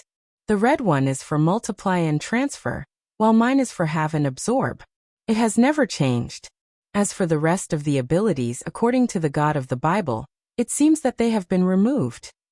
Arubian did not hide the surprise and disbelief in his voice. Why did the red one suddenly have a third ability? Undoubtedly, this has never happened before. Of course, Arubian didn't know that Drake was just a soul now, residing in the artifact, and his ability was only reproduced by the artifact. In this regard, Noah opened his mouth and was about to say something, but Drake's voice sounded from the cage. Arubian, do you really think that the rest of our abilities were removed by the God of the Bible? Drake's words stunned Arubian. Although I don't know why the God of the Bible as a god created the God of annihilation to give humans the power to kill gods, but since even the Forbidden Hand, which can destroy the balance of power, and the God of annihilation, which can seal monsters, has the power of tyrant. Compared to these, the power we had when we were alive shouldn't be considered dangerous, so there's no need to remove it, right? Drake's voice became low. At the very least, my flame, and your poison, compared to the Forbidden Hand and Tyrannosaurus, should be more likely to be preserved, right? Arubian was a little speechless. On the other hand, Noah's attention was attracted by the other information revealed by Dalag. Your flame, and Arubian's poison? Noah asked in surprise. What does that mean? This time, both Drake and Arubian were silent. Only Wally seemed to know something, but he also remained silent. Seeing this, Noah frowned. Could it be that in addition to penetration, Drake has another ability? And that ability is more terrifying than the Forbidden Hand, and Tyrannosaurus? If there is such a powerful ability, why didn't Drake say it? Under the effect of the artifact, that ability should have been reproduced, right? Don't think about it, partner. Drake sighed. After meeting Arubian, I stopped using that ability. In fact, I've almost forgotten about it. Unless Arubian uses the power of poison, it might be a good thing for me to keep my flame sealed. Hearing this, Noah's eyes flickered, and he didn't say anything more. Although he was a little interested in the so-called flame and poison, it seemed that Drake and Arubian had their own difficulties, so it was better not to ask about it here. Back to the topic. Drake said as if he wanted to ease the atmosphere. I think that after the God of the Bible sealed us in the artifact, he didn't divide our power into several parts. Instead, he imposed some kind of seal on our power, leaving only the most basic two abilities. The rest of the abilities need to be awakened by meeting certain conditions. So, the reason why the previous hosts didn't awaken the third ability was because they didn't meet the conditions? Arubian understood what Drake meant. And your host met this condition, so he unsealed the ability of penetration? My host also didn't meet the conditions, Drake explained. It's just that he reproduced my ability from when I was alive in another way. This method can only be used by him. You should think of it as his uniqueness. Wally and Arubian suddenly both laughed bitterly, which was very rare. Uniqueness? Indeed, if a person who broke the rules had an artifact that also broke the rules, then it was obvious how special it was. This generation's host is really special. Arubian sighed. On one side is the God-Slayer, and on the other side is Lucifer, but at the same time, he became our host, surpassing the previous Red Dragon Emperor and White Dragon Emperor. If the God of the Bible was not dead and saw this situation, I wonder what he would think. I don't know what the God of the Bible would think, but this time the host is very special, and I have to admit it, Drake said in a deep voice. In the past, the hosts would only be immersed in the power of the two heavenly dragons, unable to extricate themselves. In the end, they either led to self-destruction or continued the confrontation from when we were alive until death. This time, the hosts of the two heavenly dragons have all deviated from the trajectory of the previous generations.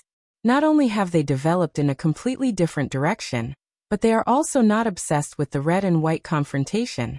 What's more, they have even cooperated together before. It's really incredible. Arubian sighed. In addition, the dragon god, who has always been in a transcendent position in the past, has also entered the world, and divided into two and came to our side. You have also regained the ability from when you were alive. It feels like the wheel that has been stagnant since we fought to the death, seems to have started to move again. That's why Arubian. Drake's voice rang out clearly. Our destiny, which began in this generation, seems to be over. Is that so? Arubian's tone became a little complicated, but also a little relieved. Yes, it's time to end it. The more powerful the dragon, the purer it was. Because of a reason that had long been forgotten, they had been fighting until now, and because of a sudden emotion, they announced the end of their destiny. The dragon side of the Red Dragon Emperor Drake, and the White Dragon Emperor Arubian was fully displayed in front of Noah and Wally, and it was surprising. However, at this moment, Noah and Wally both understood Drake and Arubian. Now, all the legendary evil dragons have been resurrected and gathered in one camp, which was completely unimaginable in the past. Noah opened and closed his palms that covered the gauntlet and said so. In that case, it's time for you two dragons to change the situation. You can't stay in the past. My goal is also in a higher place. Wally said as if he was talking to himself. The final opponent I want to fight is not the Red Dragon Emperor, who is immersed in the battle of destiny, but the invincible Red Dragon Emperor. With that said, Wally raised his eyes and looked at Noah. And the equally invincible God Slayer. Noah met Wally's gaze and smiled slightly. I welcome your challenge at any time. Wally suddenly smiled, and his smile was full of fighting spirit. In short, there's only one thing I want to say, and that is the ability of the two dragons when they were alive hasn't been lost, and they still exist in the divine artifact. Drake said solemnly. If you continue to exhaust the power of the divine artifact, then the other abilities that belong to the White Dragon Emperor may awaken.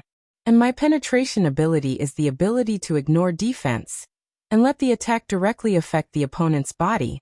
Even if Lezavim's divine artifact is ineffective, I can still penetrate it and cause damage to him. Noah looked directly at Wally. The two dragons are equal existences. Since Lezavim can't do anything about the Red Dragon Emperor's ability, then as the White Dragon Emperor, you must have the ability to restrain him, but it hasn't been awakened yet. An awakened power. Wally raised his hand and stared at it. Go after it. Noah said so. Go after the power to defeat the Demon King's son. Wally's eyes lit up again and then he nodded heavily.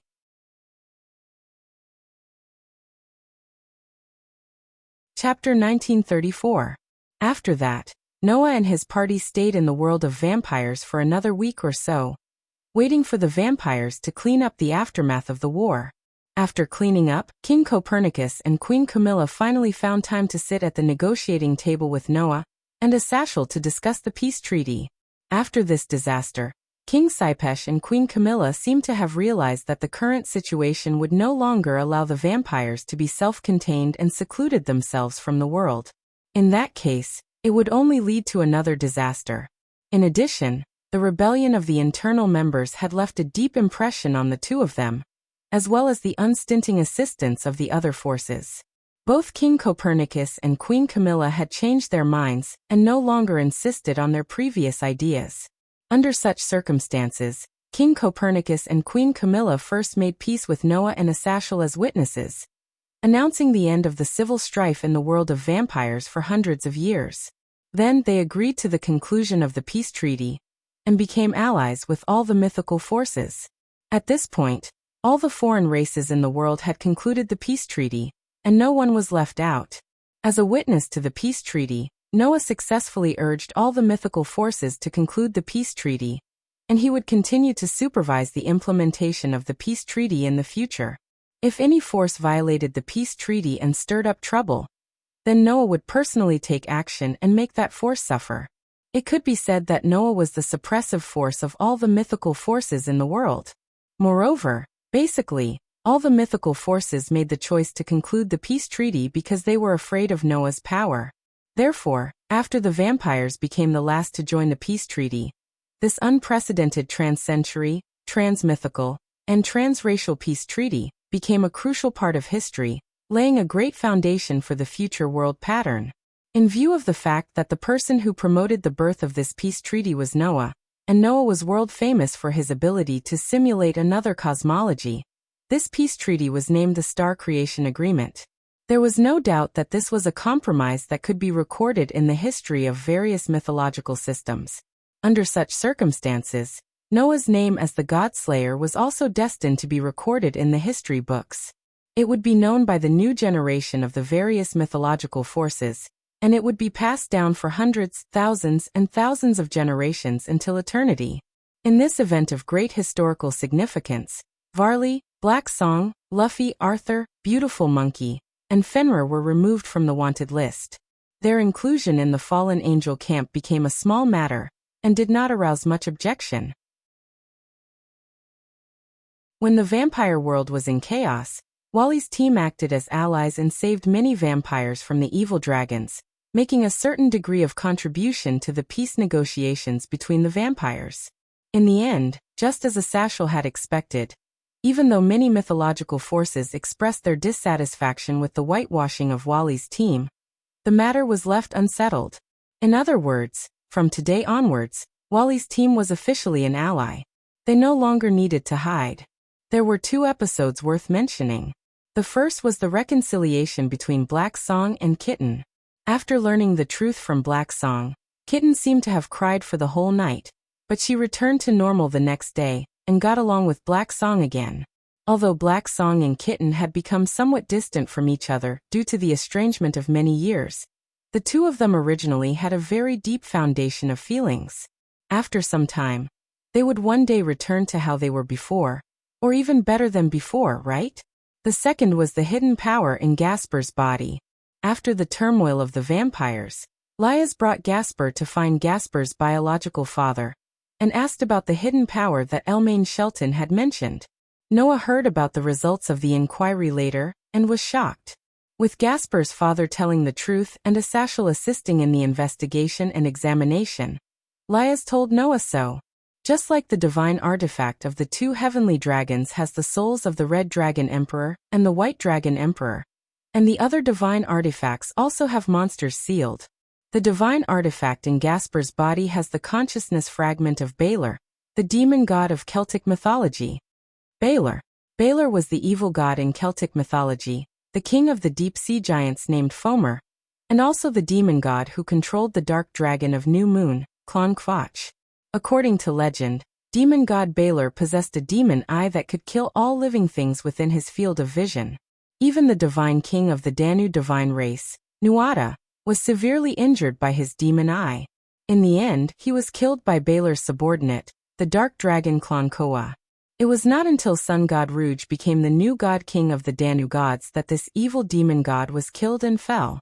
And before he died, Balor's consciousness fragment was born. The reincarnation of the demon god's consciousness fragment. That was Gasper's true identity. Gasper's divine artifact that could stop time was born from the residue of Balor's power. After all, as the user of the demonic eye, Balor could be said to be the most famous one. Although Gasper's forbidden Balor view is powerful, it is still far from the legendary demonic eye that can kill people directly with its gaze, and even kill gods. That was what Asashel said to Noah on the day he found out the truth about Gasper. So in Gasper's body, there must be other powers hidden. Divine artifacts are really interesting things. From legendary dragons to legendary monsters, even demon gods can reside in them. The God of the Bible who created the divine artifact is really a terrifying existence. But because of this territory makes me feel like I can't stop even if I want to.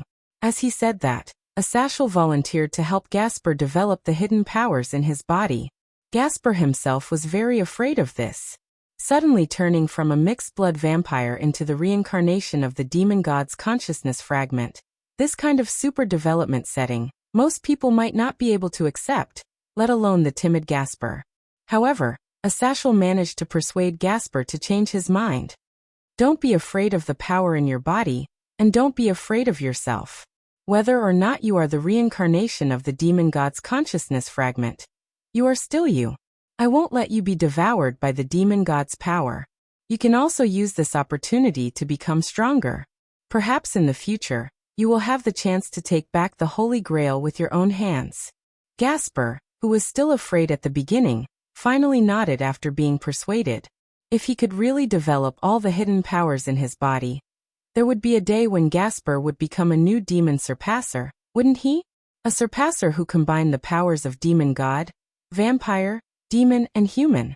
His potential was unimaginable.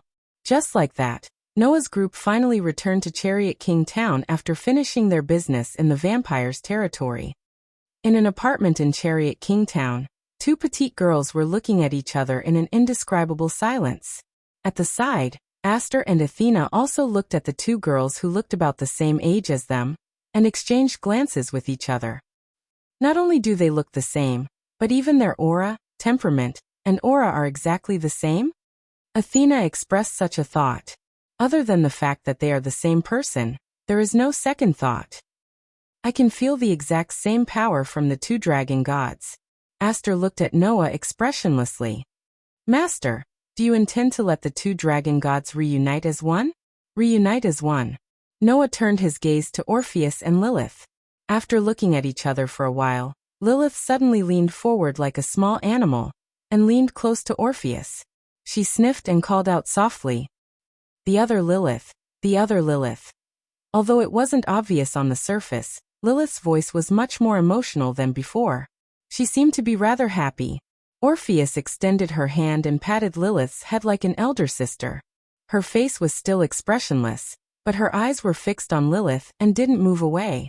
One had to admit that this scene was rather lovey-dovey. Therefore Noah smiled. That doesn't matter anymore.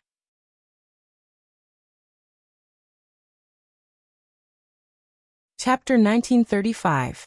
In the beginning, when half of Orpheus' power was taken away by the heroes and sent back to the disaster squad, Noah did want to take back the power and return it to Orpheus. It had been mentioned several times before that although only half of Orpheus' power was taken away, it made Orpheus infinite become limited. In terms of strength, it was not as simple as being reduced by half. But even so, Orpheus, whose strength had been greatly reduced, still had the strength to surpass the top 10 experts in the world. His strength had exceeded 4 digits, and he was in an ambiguous position between 3 and 4 digits. He was far from what the other Asuras, gods, and Buddhas, who were only in the 4 digits, could compare to. It was conceivable that if half of the power was taken back and the limited returned to unlimited, what kind of state would Orpheus' original power return to? To be fair, if Noah lost half of his power, he would want to take it back no matter what. Due to this mentality, Noah wanted to help Orpheus regain the lost power at the beginning. On the contrary, Orpheus did not care about this at all. Aster and Athena naturally knew Noah's thoughts. So, after Noah brought Lilith back, Aster asked Noah if he planned to reunite Orpheus and Lilith. However, that was equivalent to erasing Lilith's existence. Although they did not spend much time together, Noah could not do that kind of thing. Lilith was no longer an individual who simply had half of Orpheus' power, but another Orpheus was born from that half of power. Leswium did not erase Lilith's emotions and allowed Lilith to retain the mind of a 4 or 5-year-old child. Perhaps he thought that compared to an emotionless puppet, a child like Lilith was easier to control? In short, in this way, Noah had no reason to erase Lilith. And Orpheus didn't seem to care about this. Instead, he acknowledged Lilith's existence and accepted her as a sister, which couldn't be better. Don't think that Orpheus did not have his own thoughts just because he stayed there quietly all day. Orpheus was actually very afraid of loneliness. Back then, the reason why Wally had brought Orpheus out of calamity was because Orpheus seemed to be very lonely. Noah had also asked Orpheus what he was doing when he was in the disaster group. At that time, Orpheus had answered Noah in this way. Sit in a chair, stay in the room, say your wish, and give them a snake. That was all. In the disaster squad, Orpheus' life was just like that. It was more like being used as a machine than a human's life. Noah, who now had some understanding of Orpheus and knew how innocent, naive, and afraid of loneliness Orpheus was, couldn't imagine how lonely Orpheus was back then. Therefore, Noah had to admit that it was the first time he had the urge to annihilate the entire disaster syndicate. If it wasn't for the fact that he didn't know the location of the disaster squad's headquarters at that time, Noah would have definitely taken action. However, later on, Orpheus had added another sentence. Wally, he talked to me. Even that battle maniac couldn't stand it, and took the initiative to chat with Orpheus? Sure enough, even if he joined the disaster syndicate for the sake of battle, he still couldn't be bad after being raised by Azazel. However, talking to a child was already Wally's limit. It would be too difficult for him to give a child a happy life. In the end, Wally brought Orpheus out of calamity and brought him to Noah's side, right? In Wally's eyes, although you were a strong enemy that he had to overcome, it was also because of this that his recognition of you was higher than anyone else, right? That was what Azazel had said when he found out that Orpheus was brought out of calamity by Wally and brought to Noah's side. In addition, you also took good care of the Jamonli and Sidi families who were students. Obviously, you were very good at taking care of people. At that time, Orpheus was also very interested in you, so Wally chose to bring Orpheus to your side and let you take care of him. Wally should believe in you. Azazel said to Noah with certainty. He believes that you can take good care of Orpheus and give Orpheus the life he wants. For this reason, Wally was regarded as a traitor by the disaster syndicate and went against them. When he found out about this, Azazel's face was full of pride. He almost directly said, "How can he be a bad guy when he was brought up by me?" At that time, Noah really wanted to say to Azazel, "You are the governor of the fallen angels, the leader of the bad guys." In the end, in order to save Azazel some face, Noah didn't say it out loud. But from this, it could be seen how Orpheus was living in the disaster syndicate. Even Wally, the battle maniac, couldn't stand it and brought Orpheus out, resolutely betraying the disaster syndicate. One could imagine how lonely Orpheus was in the disaster syndicate. Now, living with Noah, Orpheus didn't look like anything on the surface, but she was actually very satisfied in her heart, right? Because of this, Orpheus didn't care about losing half of her power at all. She even directly gave up on the idea of defeating the real Red Dragon Emperor, and gave up on her previous dreams. I don't want to go back to the dimensional gap. At that time, Orpheus said this to Noah. I want to be with Noah. Yes. To Orpheus, Noah's home was her home. Her home was no longer the dimensional gap that had nothing in the past. Under such circumstances, Orpheus welcomed another sister. She must be more satisfied in her heart, right? Therefore, Noah also gave up his previous plan. Orpheus and Lilith, both of them were indispensable. Even if they couldn't return to infinite, even if they were no longer invincible, it didn't matter. Because no matter what kind of enemy appeared, these two children would be under his protection. That was enough. Just like this, Lilith also moved into Noah's apartment and lived with Orpheus and Noah. What was worth mentioning was that Aster and Athena no longer transformed into weapons like in the past. Instead, they came out to live with Orpheus and Lilith. This caused a very serious problem. Noah's apartment was too small. Even if other than Noah, the other four were all children, at least they looked like children, but in fact, other than Lilith, who was just born not long ago, the other three had lived for God knows how long. For children and an adult were crowded enough. Therefore, a situation inevitably occurred. Should this be considered a benefit? Noah, who had just woken up in the morning, laid on the bed and looked at his surroundings, extremely speechless. He saw that Noah's bed was already crowded with people. Orpheus was lying on the left. Lilith was lying on the right. Aster was lying on the other side. And Noah was lying in the middle. His arms were tightly hugged by Orpheus and Lilith, while his neck was tightly hugged by Aster. That's fine. Noah couldn't help but complain. Sleeping is fine, but all of them are only wearing knee socks. What are they playing at? That's right.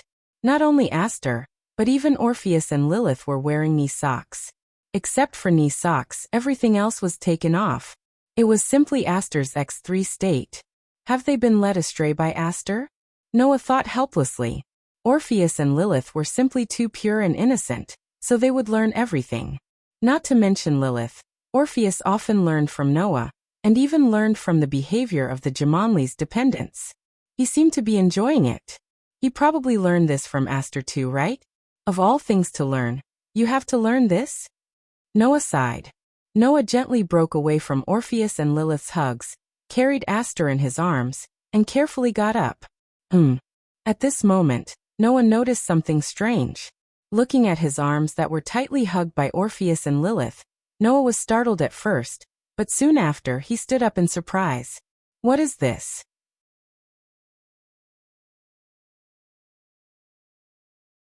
Chapter 1936. The morning sun shone in through the window and onto the bed in the room. The warm feeling made both Orpheus and Lilith look comfortable, and they hugged Noah even tighter. However, Noah's attention was no longer on Orpheus and Lilith, but on his own hands. Wisps of spiritual energy that were as faint as smoke drifted out of the bodies of the two dragon god girls, circled around them, and gradually entered Noah's body. As the wisps of spiritual energy entered, Noah could clearly feel it. He could feel the connection between Orpheus and Lilith.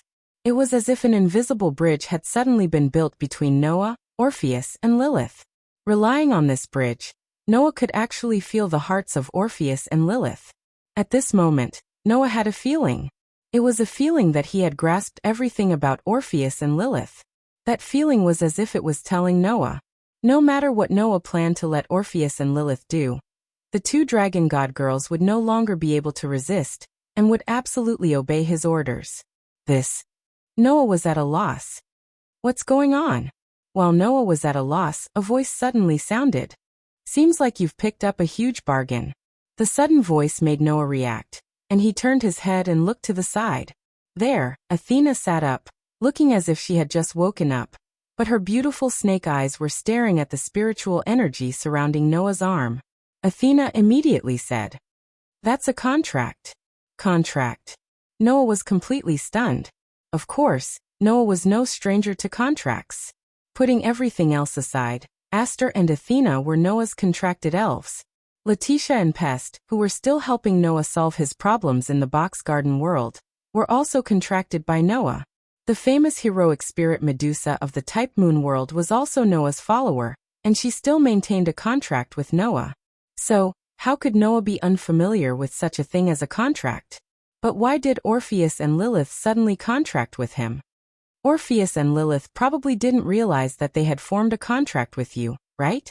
Athena pondered for a while and gave this answer. These two children probably didn't want to leave you subconsciously and hoped to be with you forever, so they unconsciously formed a contract with you. Unconsciously, Noah felt the connection with Orpheus and Lilith in his body, and he was somewhat in disbelief.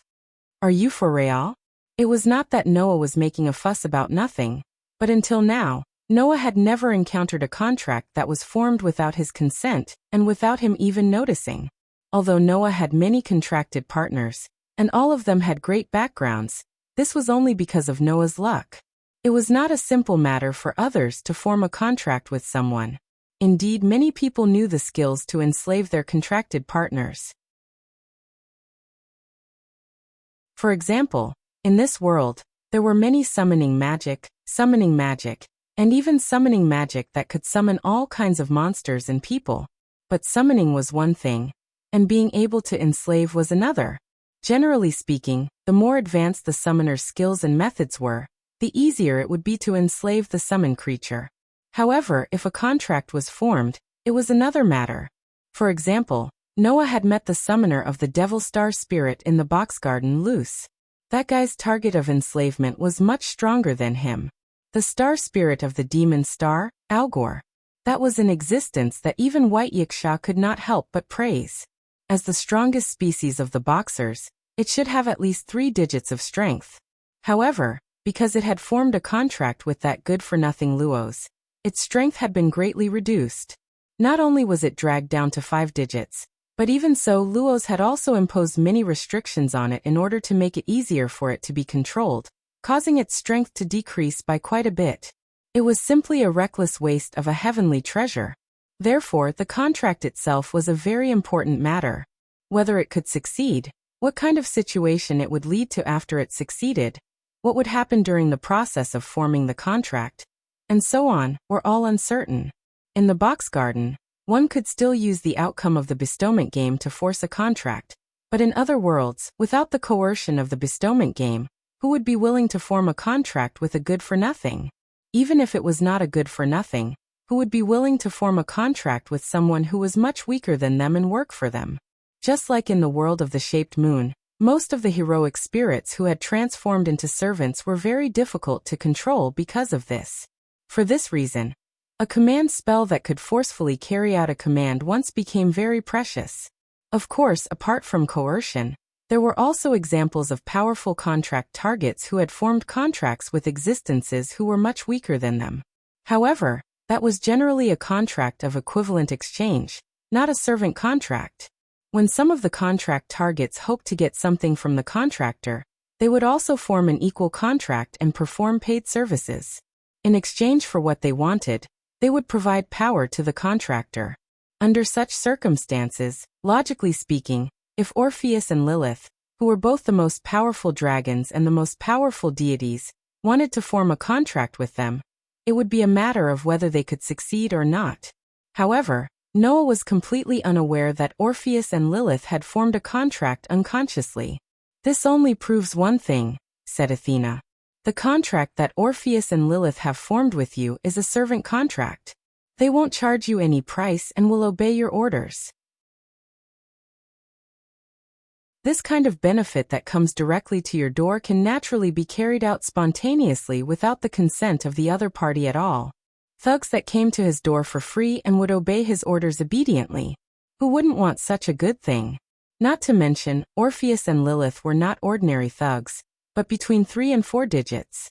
If the two were combined, they could even become an infinite dragon god, an existence that could reach 3 digits. Such existences obeying orders without complaint was simply a pie that fell from the sky. And it was a huge pie. This kind of servant contract that did not have any disadvantages for the contractor could only be concluded by the party who was willing to be the servant. According to Athena, Orpheus and Lilith subconsciously did not want to leave Noah and wanted to be with him all the time. Therefore, they voluntarily formed this kind of contract and unknowingly became contract partners who would obey Noah's orders. In this way, unless Noah took the initiative to sever the contract or died, even Orpheus and Lilith would not be able to sever the contract. This kind of contract is even more restrictive than the one you had with the Holy Sword Spirit. It is comparable to the contract you made in the box, or even the one you had with me. Athena's seductive eyes turned to Noah. Although her tone was indifferent, there was a hint of emotion in it. As expected of the man who is favored by all the worlds, has even God finally been attracted to you? After Aster, Athena, Letitia, Pest and Medusa, Orpheus and Lilith had also become contract partners of Noah. In response, Noah could only bitterly laugh. He stretched out his hand and stroked Orpheus and Lilith's heads lovingly while smiling at Athena. If it was only about attracting God, I would have attracted a certain goddess a long time ago, right? Athena raised her brows and looked at Noah's thought-provoking gaze. The corners of her mouth slowly curled up. That's why I said you are a man who is favored by the world, a lucky guy. After saying this, Athena turned into a burst of light particles and disappeared. Ugh! Aster, Orpheus, and Lilith continued to turn over and firmly stuck to Noah's body. Their exquisite faces that were usually expressionless were now filled with comfort and serenity. Noah could only smile helplessly, but did not get up again. He stroked the heads of the three petite girls in his arms and sat there quietly, waiting for them to wake up. I'll let these three girls continue sleeping for the time being. Just like that, the spiritual energy drifting from Orpheus and Lilith continued to enter Noah's body and did not subside for a long time.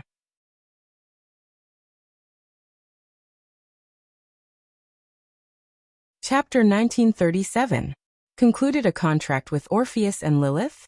In the reception room of an office building in Lilith, the capital of the underworld's Demon King's territory, Asashel was completely speechless as he listened to the news that Noah had just brought. Concluded a contract with the infinite dragon god? Had this kind of thing happened before? No, right? Not to mention the almost invincible infinite dragon god. Even those miscellaneous gods and other mythical forces did not have many who had signed a contract with humans, right? In the end, Noah had done it easily. Moreover, it was a servant contract without compensation. Good Lord, you've done something that has never been done before, and I'm afraid will never be replicated in the future. How did this world give birth to such a foul human like you? Asashel really felt all kinds of imbalance. Back then, in order to conclude a contract with one of the 5 dragon kings, the golden dragon god Fafnir, not only did I use all kinds of connections, but I also found his whereabouts with great difficulty and finally concluded an equal contract with compensation. So far, I don't know how many legendary treasures I've spent. You, on the other hand, casually abducted a dragon god and lived with him for a period of time. You made him act cute all the time, and even brought back another dragon god. In the end, you actually made him willingly give himself to you. Which great god's illegitimate child are you? One of the 5 dragon kings, the golden dragon god Fafnir. That was the famous dragon king in Norse mythology, famous for collecting treasures from all over the world. The legend that dragons liked to collect treasures was mostly spread because of the actions of this dragon king. In order to be able to conclude a contract with Fafnir, Asashel had not only searched all over the world for this dragon king, who flew everywhere and collected treasures from all over the world, but he also finally succeeded with all kinds of precious treasures as the price. One could imagine how difficult it was to conclude a contract with a powerful object. This was because Fafnir was famous for collecting treasures and had a weakness that could be found. Asashel used this point to bargain and finally succeeded in concluding a contract with a dragon king. Otherwise, even if I can find a dragon king, demon king, level contract partner, the difficulty of successfully forming a contract with him is definitely much higher than directly defeating him. Under such circumstances, Noah played with the 2 Lolas all day long and enjoyed himself immensely. In the end, the 2 dragon gods signed a contract with him. Not only was it free of charge, But it was also a servant contract that only obeyed his master's orders. How could Asashel feel balanced? In response, Noah merely rolled his eyes. Don't think I don't know. I've heard from Syzax that you're now eyeing Typhon, the king of monsters in Greece. You're planning to form a contract with him. Once you succeed, who would dare to mess with you in the future? The king of monsters in Greek mythology, Typhon. As mentioned before, this guy was the father of all kinds of famous demons. In terms of fame and strength, he was not below Fenrir before he lost his power. If it wasn't for the sudden appearance of Noah, then the person who replaced the declining Fenrir to enter the top 10 of the world would be Typhon. If Asashel could really form a contract with Typhon, it would be equivalent to getting a top 10 fighter in the world. Therefore, Asashel was just the pot calling the kettle black. Just as Noah was thinking about it, Asashel yelled out, "What are you doing? You also said that it would only count if the contract was successfully formed. If it was so easy to form a contract with Typhon, Zeus wouldn't have had his hands and feet broken by Typhon. Even if it was successful, I don't know what kind of price I would have to pay. If the other party pays with my life and even soul, even if it was successful, would I dare to form a contract with him?" That was true. Typhon's fame and strength were well known, but just like Fenrir, Typhon was also a fierce creature in his own mythology. He was not a kind person. For such a fierce creature, even if it could form a contract, the price to pay would definitely be a frightening level. It's because of this that the contract is difficult. Asashel sighed in all kinds of ways. Besides, Typhon can't be compared to Orpheus and Lilith. The more he said, the more Asashel felt unconvinced. It's already very surprising that Wally could subdue Fenrir, but that was also at the cost of a substantial reduction in Fenrir's power. Even so, he only let Fenrir be a member of the team, not a contract object. Asashel looked at Noah. "I'm starting to wonder, how did you manage to abduct those two dragon gods? Can you not talk about abduction every time you open your mouth? It feels very evil coming out of your mouth," Noah said angrily. Besides, Orpheus and Lilith also formed a contract unconsciously and spontaneously. They had never thought of forming a contract with me before. Even so, didn't you still succeed in getting those two dragon gods in the end? Asashel curled his lips. "Don't take it for granted. You." Noah was speechless. "I'm not going to talk nonsense with you. I'm here to ask you for a favor." With that said, Noah took out his gift card and handed it to Asashel. "What's this?" Asashel's attention was immediately drawn to the gift card. He took it curiously and flipped through it. "I feel a wonderful power fluctuation. It shouldn't be an ordinary card, right? This card can be used to store a lot of things. Not only can it store food, water, and clothes, but it can also be used to store weapons, props, and other things that can exert power," Noah explained. "In addition, it can also allow contract creatures to reside in it." So convenient. Asashel raised his eyebrows and became more interested in the gift card. "It's quite an interesting prop. Why don't you let me study it? You can study it if you want." Noah shrugged. "But before that, you have to help me see if there's any way to modify this card and make the space inside suitable for contract creatures to live in. Store food, water, and clothes." That was not the main purpose of the gift card. The main purpose of the gift card was to store gifts. After becoming Noah's contract creatures, Orpheus and Lilith were also considered Noah's gifts and could be stored in the gift card. However, Aster and Athena said that the gift card wasn't suitable for people to live in. If Aster and Athena were to stay in the gift card, they would choose to go into hibernation. They would only wake up when Noah called for them, or when they sensed that Noah was in trouble. After forming a contract with Orpheus and Lilith, Noah made a decision. In the future, he would bring Orpheus and Lilith with him, even if he went to other worlds. After all, Orpheus and Lilith were different from Letitia and Pest. There was nothing for them to do in this world. In addition to their purity, Noah really couldn't bear to leave the two dragon god girls behind. Noah really couldn't bear to leave them behind. However, although it wasn't difficult to bring Orpheus and Lilith along, it was difficult to bring two astonishingly pure little girls around the world. At this time, Noah thought of the gift card. It wasn't easy for Orpheus and Lilith to live a decent life. If I bring them along, I can't let the two children stay in a world with nothing and sleep alone all day long, right? Noah said. So, I want to ask you if there's a way to modify the gift card to make the environment inside more comfortable and easier to live in. In this way, Aster, Athena, Orpheus, and Lilith could live a comfortable life in the gift card that was no different from the apartment. For this purpose, Noah specially went to the underworld to look for a Sashal, and asked this guy who could even create artificial artifacts to help him. If that's the case, it's not difficult. The demon realm originally had the technology to create an alternate space. Using that technology to modify your card, the success rate isn't low, a Sashal said doubtfully. But, why do you have to go through so much trouble to bring a contract partner with you? Can't you summon a contract partner at any time by learning summoning magic or something like that? In other worlds, how could the summoning be successful? Don't worry about it, just do as I say. Noah sighed. By the way, why do you suddenly want to form a contract with Typhon?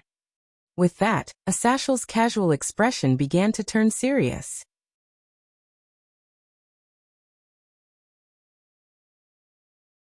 Chapter 1938. He slowly placed the gift card on the table beside him, picked up a cup of coffee on the table, and took a sip before speaking again. I have a hunch that there will definitely be a bigger and more dangerous disaster than before. For that time, I must prepare in advance and get enough combat power to deal with any situation. For this reason, I intend to sign a contract with Typhon. Asasher's words caused Noah's eyes to flicker slightly, and he replied indifferently, "That's right." Because of Lezawim? That's right, Asashel affirmed. Although that guy is a bastard, his evil intentions are far thicker than anyone else's. He's basically the most typical type of antagonist. Someone like him definitely wouldn't obtain the Holy Grail just to revive the evil dragon and increase his combat strength. Asashel had said the same thing before.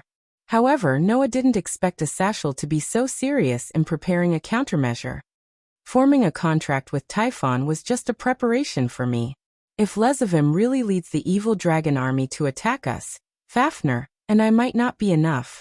Asashel knocked on the table. Apart from me, I've also informed Syzax, Michael, and the rest of the mythical forces to prepare for the upcoming war. Are you ready for this? Noah frowned. Could it be that you're just worrying too much? Maybe it's because of that, Asashel said nonchalantly. However, there's nothing wrong with being careful. Now that the various factions have reached an agreement and achieved peace, all that's left is to remove the thorn in our side, the calamity. Under such a beautiful situation, I definitely can't let that bastard Lai Lin destroy the peace we've worked so hard to achieve. Asashel's eyes burned with fighting spirit as he spoke. That wasn't battle intent, but a sense of mission. The fallen angel governor, who wanted to see peace more than anyone else, would definitely not watch the upcoming peace be destroyed by a bastard like Lezavim. In fact, Syzax and Michael, who have dealt with Lezavim before, have also taken it seriously. They agreed with my point of view and began to make preparations. Asashel sighed. Although the rest of the mythical forces are also paying attention to the resurrection of the evil dragons, they don't think that Lezavim, the son of the Demon King, can do anything. They don't know that the evil dragons are only a threat. Lezavim is the real threat. Seeing that Athashel kept mentioning Lezavim's threat, Noah asked in confusion. I know that Lezwim is a bastard, but is he bad enough to make you so vigilant? You've only met him once, so of course you don't know how much of a bastard he is, Asashel said. Do you know why Wally hates Lezawim so much that he even wants to kill him? I'm not sure. Noah shook his head. However, Wally did say that Lezavim doesn't deserve the name of Lucifer. That's true. Asashel agreed with Wally's evaluation. All of that guy's behavior is just for his own enjoyment. He'll be happy when he sees others in pain, happy when he sees others in despair, happy when he sees others in tears and despair. It's as if he's the crystallization of malice and can't be called the Demon King. Or, in the eyes of others, the Demon King was just like what Asashel said, a bad guy. But if there was only evil without honor and dignity, how could he be called a king? And that guy Lezavim has nothing to do with honor and dignity. Asashel snorted coldly. The reason why Wally hates him so much is that he once instigated his son to abuse Wally. Noah was stunned. Since Lezavim was Wally's grandfather, he was naturally the father of Wally's father. Instigated his son to abuse Wally? Noah was stunned. Doesn't that mean that Lezavim let Wally's father abuse his son? That's right. Asashel's eyes flashed with unhappiness. In Lezavim's heart, son and grandson are not worth mentioning at all. They are all props for his enjoyment. He sincerely enjoys his son abusing his grandson, and takes pleasure in it. Don't you think such a guy is a bastard? Not to mention the demon world that was currently changing. The demons who inherited the ancient demon king's bloodline were definitely not good people. Take Wally's father, Lezavim's son, for example. He was a typical demon. Not only did his son inherit the noble Lucifer bloodline, but he was also the White Dragon Emperor. His potential was limitless and was destined to stand out at the top of the world in the future. As the father of such a gifted kid, Wally's father didn't feel happy or proud at all. He only felt that his status was threatened, and that he would be surpassed by his son in the future, and be fiercely suppressed by his son. A demon simply couldn't stand such a thing. Even if the target was his son, it was the same. Therefore, that person was afraid of his own son, Wally. He was always worried that his son would surpass him in the future, suppress him, or even kill him. In the eyes of an evil person, everything in this world was malicious. Under such circumstances, Lezavim instigated his son to abuse Wally, and didn't let his son kill Wally, enjoying the process. The more Asashel spoke, the more unhappy he felt. In the end, Wally escaped and came to me. Since childhood, he held hatred and killing intent towards Lezavim, and grew up at an astonishing speed. He didn't expect Wally to have such a past. Perhaps, this was the reason why Wally pursued power? Without power, you will only be controlled by others. Only with power can you control your own life, and even the lives of others. Wally grew up under such a belief. Asashel sighed. Fortunately, Wally didn't become a captive of power. Although he pursued power, he wasn't blind. It was because of this that Wally was able to develop Tyrannosaurus, right? Otherwise, he would have been immersed in the power of Tyrannosaurus and disregarded his own safety. Although it was simple, Noah could imagine how much effort Asashel had put in to prevent Wally from becoming a captive of power. The reason why Wally could become the White Dragon Emperor with a bright future was definitely due to Asashel's education and influence. At this time, Asashel said this again. Later, I received news that because Wally escaped, Lezavim, who could no longer enjoy the joy of his son and grandson, killed his own son, who was Wally's father. Noah's expression turned cold. Now you know how much of a bastard that guy is, right? Asashel laughed coldly. Since such a bastard has appeared again, he definitely won't stop until he turns the entire world upside down. Not to mention, he still has the Holy Grail and the evil dragon in his hands.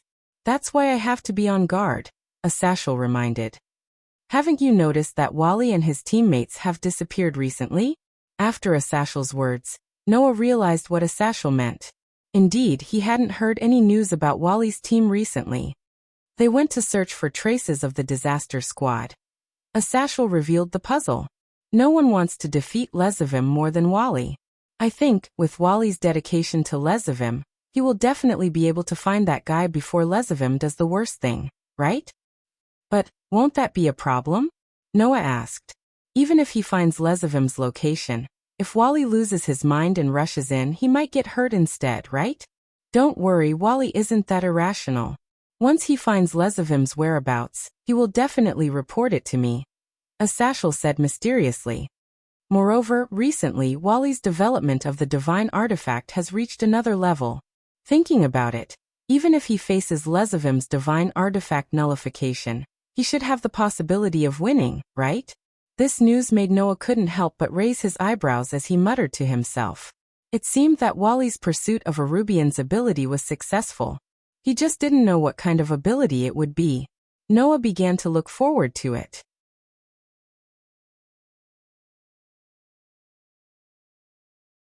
Chapter 1939. After giving the gift card to Asashel for modification, Asashel directly told Noah that he would come back to collect it in a few days. With the technology used by the demon realm to construct alternate spaces, modifying the environment of the gift card was not a difficult task. The reason why he needed a few days was because Asashel wanted to study Noah's gift card. In fact, the use of the gift card was not something rare to the existence of the mystical side of this world. After all, in this world, many mystical magic and spells could open the entrance to alternate spaces, and use them as storage spaces. In terms of convenience, it was almost comparable to the gift card. For example, Genova, Irina, and Yuta usually stored their weapons in the alternate spaces, and would only take them out during battle. Even Genova, Irina, and Yuta used this method to store items, let alone others. However, not everything could be stored in this alternate space. Because it existed between the real world and the dimensional gap, the alternate spaces had harsh environments that outsiders could not imagine. Basically, it could not store living things, food, water, and daily necessities. It could only be used to store unconventional props and items. Therefore, the alternate spaces were used to store powerful weapons, rare props, and legendary items that were not usually used. No one had ever used it to store daily necessities. It was also because of this that when they went to the vampire's territory the last time, the Jamonli's family had to bring their own luggage. Asashel said that Noah's gift card was convenient because of its wide range of storage. If possible, Asashel probably wanted to develop something similar to the gift card that could be used to store daily necessities like food, water, and clothes. This function was not to be underestimated. In the box court, the reason why the gift card had such convenience was to deal with the Demon King's attack. The Demon King's gift game was compulsory and did not require the consent of the participants. Therefore, sometimes, there were situations that required a long period of war. Under such circumstances, could one still count on the Demon King to provide them with food and water? That was naturally impossible. Therefore, the gift card had such a high status in the box court. It could be used to store gifts as well as food, water, and clothes to ensure long-term compatibility. When Asashel realized this benefit, he decided to research it. Arthashel must have wanted to use the gift card in the war before Lezavim started a large-scale battle, right? He just didn't know if he could make it in time. No matter what, Asashel was willing to help Noah, so Noah was relieved. However, as soon as Noah left Athashel's place and was about to return to the human world, Sazax suddenly jumped out of a teleportation portal. Sazax noticed Noah and smiled. He raised his hand and greeted him like an old friend instead of a demon king. Yo Noah, looking for Asashel? It had to be said that Sazax's hearty greeting was indeed very approachable. However, that was not the demeanor of a demon king at all. Noah turned his head and looked in Sazax's direction. Apart from Sazax, there was another person behind him. It was a tall woman with silver hair, but she was wearing a maid's uniform and exuded an awe-inspiring aura. Noah knew this person. She was Sazax's queen and the current demon king Lucifer's kin. At the same time, she was also recognized as the strongest queen in the underworld Gulifia. Back then, Noah had met Gulifia during the marriage between Riaz and Rizel. Therefore, Noah knew about her. Although she was wearing a maid's uniform and was the head maid of the Gimli family, Gulifia was Sazax's wife. Moreover, she was quite strong. Noah had heard that Gulifia had once competed with Leviathan, Seraph, one of the 4 demon kings, for the title of the strongest female demon in the underworld. In other words, Gulifia could compete with Leviathan, the demon king Seraph. Her strength was definitely on the level of a demon king. Noah hadn't seen Gulifia for a long time. As soon as Noah saw Gulifia, he immediately had a strange feeling. His eyes were fixed on Gulifia, and he didn't shift his gaze away. Both Sazax and Gulifia were stunned by this. Lord Noah. Gulifia frowned subtly, as if she found it unnatural. Excuse me, did I do something rude? I say Noah, don't tell me you've taken a liking to Gulifia? Sazax was even more whimsical. His expression was a little strange, and then he became excited. No, Gulifia can't. Gulifia can't. Lord Sazax. Gulifia's furrowed brows relaxed, and she spoke helplessly and sternly. Please don't say such strange things. That's not what a demon king Lucifer should do. But, Sazax was a little conflicted. Noah is my good friend and Laia's fiancé. You're my wife. If Noah takes a liking to you, I'll be very troubled. His wife being taken a liking to another man, and that man was his good friend and sister's fiancé. That's just a little troubling. If it was another man, it was possible that they would break off all relations, right? Lord Sazax. Eulethia was about to teach him a lesson. However, Noah suddenly spoke at that moment. Eulethia, if I remember correctly, your surname is Lucifergus, right? Noah's sudden question stunned both Sazax and Eulethia once more. However, Eulethia quickly reacted. Although she was puzzled as to why Noah would ask such a question, she answered honestly. Yes, my full name is Eulethia Lucifergus. Noah's eyes suddenly flickered. Lucifergus. That surname was quite famous in the demonic world. It wasn't because it was the surname of the most powerful queen, but because it was a famous pure-blooded demonic family. Lucifergus wasn't one of the 72-pillar demonic families, but a famous demonic family outside of the 72-pillar demonic families. This family had served the demon king Lucifer for generations, and they were famous for it. However, Eulethia was the only one left in the family. This was because the one it served was not the current demon king Lucifer, but the previous demon king Lucifer. In other words, Lucifergus was a pure-blooded demonic family of the former demon king. When the 4 demon kings were all dead and the demonic world entered a period of reformation, Eulethia, as a member of the former demon king's faction, fought against the faction that wanted to bring in the current demon king. It was then that Eulethia and Seraph fought for the title of the most powerful female demon. In the end, Eulethia met and fell in love with Sazax, the hero of the reformist faction who displayed his prowess on the front lines. The two of them passed countless trials and finally got together, becoming a legend in the underworld. Noah had heard Leah's mention that before, but he forgot about it. Now Noah narrowed his eyes at Eulethia's eye-catching silver hair, as well as the fact that she vaguely resembled a certain person in his memory, as well as the surname she used when she reported her name. Eulethia, are you really the only one left in your family? Why do you ask? Eulethia's face was calm, but her eyes became serious. The Lucifergus family was a faction that supported the former demon king. They were all wiped out, and I was the only one who chose to join the demon king's faction and serve the current demon king Lucifer. That's how I survived. It's no secret in the underworld. Yes, it's no secret in the underworld. Noah smiled bitterly. But the situation might be a little troublesome. Eulethia was puzzled. Sazax, on the other hand, seemed to have noticed something. He looked at Noah with a serious expression. Tell me about it.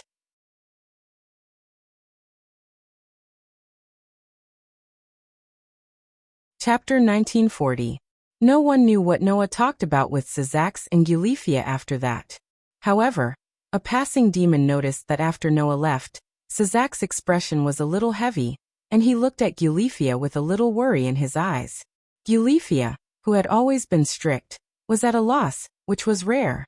After that, some observant people found out. Sazax and Eulethia were making a lot of preparations. What were they preparing for? They were preparing to go to war with the Disaster Squad. Previously, Azazel had mentioned that the Disaster Squad would definitely cause a huge disaster under the leadership of Lezavim. For this reason, Sazax, who had dealt with Lezavim for a long time, attached great importance to it and had been preparing for war with the Disaster Squad. Now this kind of preparation was even more serious. It was so serious that Sazax called all his family members back, as if he was planning to have a final battle with a certain mythical force, which made many people secretly start to worry. As for Noah, he had returned to the human world and lived the same daily life as before. Everything seemed so calm, but there were undercurrents surging. Therefore, almost everyone had the same thought. This was the calm before the storm. Even if it looked calm on the surface, this calm gave people a kind of pressure, as if it could collapse at any time, making people's hearts heavy. Under the influence of this atmosphere, not to mention the human world, All the mythical forces that had reached a peace agreement began to be very vigilant and strengthened their defenses, ready to deal with a sudden war at any time. However, even so, what should have happened still happened. A few days later, Noah received the modified gift card. But the next day, Azazel jumped directly to Noah's apartment through the teleportation magic circle, bringing unimaginable bad news. What? Noah exclaimed in shock. Both heaven and the underworld were attacked. That's right. Azazel's expression was also extremely ugly. Last night, the heaven realm and the underworld were attacked at the same time. The casualties have not been calculated yet, but the losses are very heavy. The heaven realm was captured in the first 5 days, and the underworld's Demon King territory was destroyed and turned into ruins. This was indeed a disastrous loss. The heavenly realm was divided into 7 levels, and each level was measured in terms of Tion. It was said that the God of the Holy Bible once lived in the 7th heaven, the highest level in the heaven realm. After the God of the Holy Bible passed away, only the system in charge of the divine equipment and blessing remained. No one lived there. The blazing angels led by Michael lived on the 6th day, and guarded the only way to the 7th day. They had always been managing the operation of the heaven realm and the system, minimizing the impact of the death of God. In the end, other than the 6th and 7th days guarded by the blazing angel, the other 5 days had all fallen. Wasn't that a heavy loss? As for the underworld's Demon King territory, it was the territory of the 4 demon kings. It was the center of the entire demon world. The Demon King territory had been turned into ruins. Most likely, the entire demon world was in complete chaos right now. Fortunately, Syzax and Michael had always been preparing for war. Even if the attack was too sudden, they still repelled the enemy. Asashel knocked on the table hatefully. On the other hand, the fallen angels were not attacked at all. We didn't even receive any news when the attack started. By the time I found out, the attacks of heaven and the underworld had already ended. The first 5 days and the Demon King territory were destroyed. Damn it! Asashel's frustration was not without reason. In fact, even Noah's brows were tightly knitted together. If they could contact Noah, Syzax and Michael would definitely ask Noah for help, right? At the very least, Syzax and Michael would ask Asashel for help and let the fallen angel camp go over. However, there was not a single bit of news about such a huge attack, causing both heaven and the underworld to suffer heavy casualties.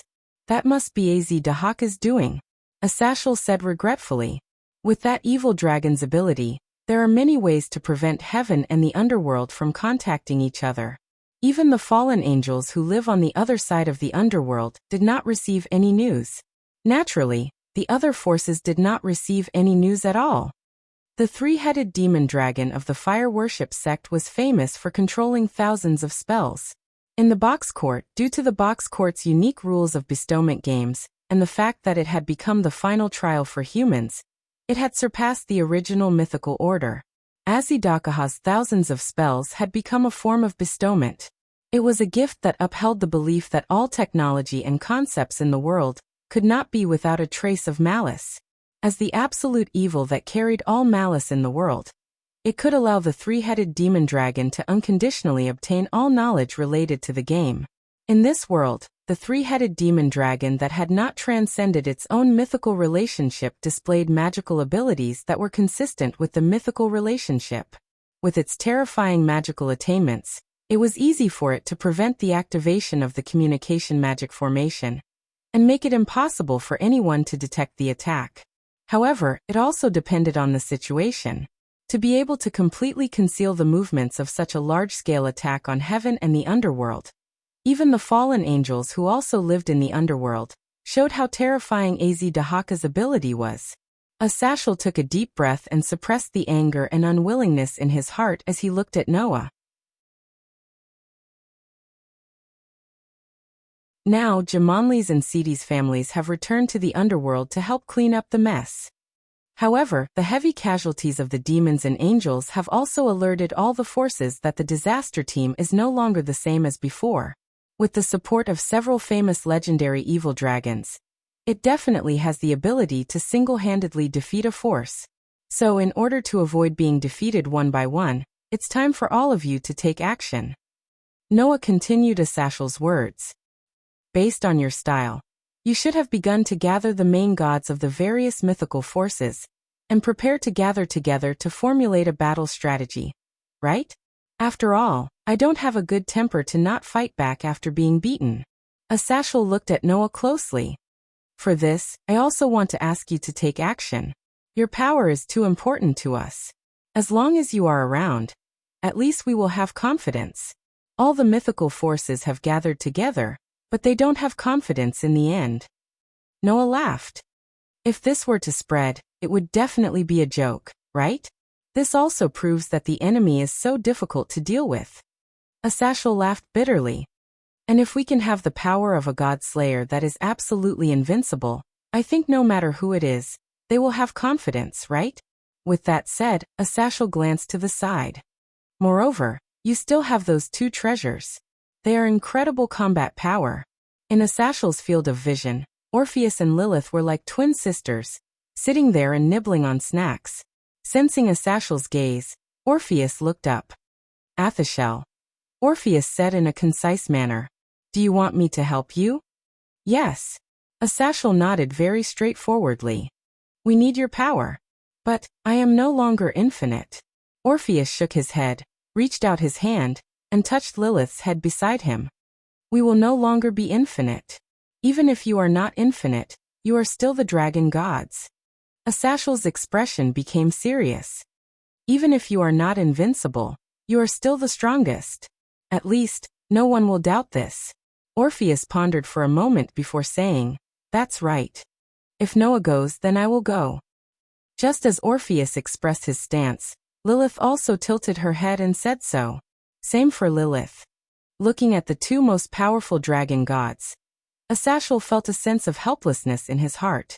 In the past, the extraordinary dragon god who did not intervene in the affairs of the world, and had been quietly watching the development of the world and never intervening was no longer there. Whether it was Orpheus or Lilith, now they only belonged to one person. They belonged to Noah alone. In this regard, Asashal only sighed and did not find it strange, because this person who had Orpheus and Lilith was even more against the rules than the infinite dragon god, who was once invincible in the world. Under Asashal's gaze, Noah closed his eyes and stood up after a while. Let's go.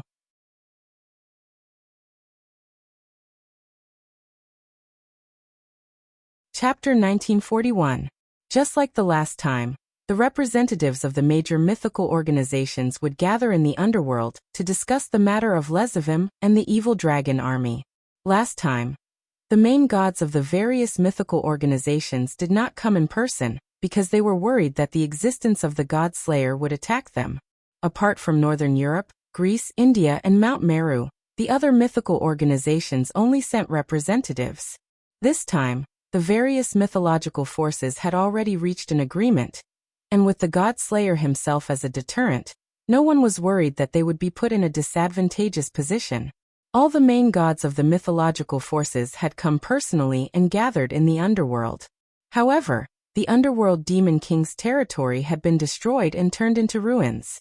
The major mythical organizations naturally could not gather there for a meeting. Therefore, this meeting was decided to be held in the Gimli territory, which had a good relationship with the god slayer. The Gimli family would personally provide the venue and be responsible for the reception. When Noah brought Orpheus and Lilith here, Asashal did not let him go directly to the meeting place. Instead, he brought him into a private room. Here the four demon kings, Syzax, Achuka, Seraphil, and Felubium, gathered together and sat around a table, seemingly discussing something. Noah immediately attracted everyone's attention as soon as he entered. Little Noah is here? Seraphil waved at Noah enthusiastically. Long time no see. Long time no see, Noah. Achuka also greeted him with a smile on her coquettish face.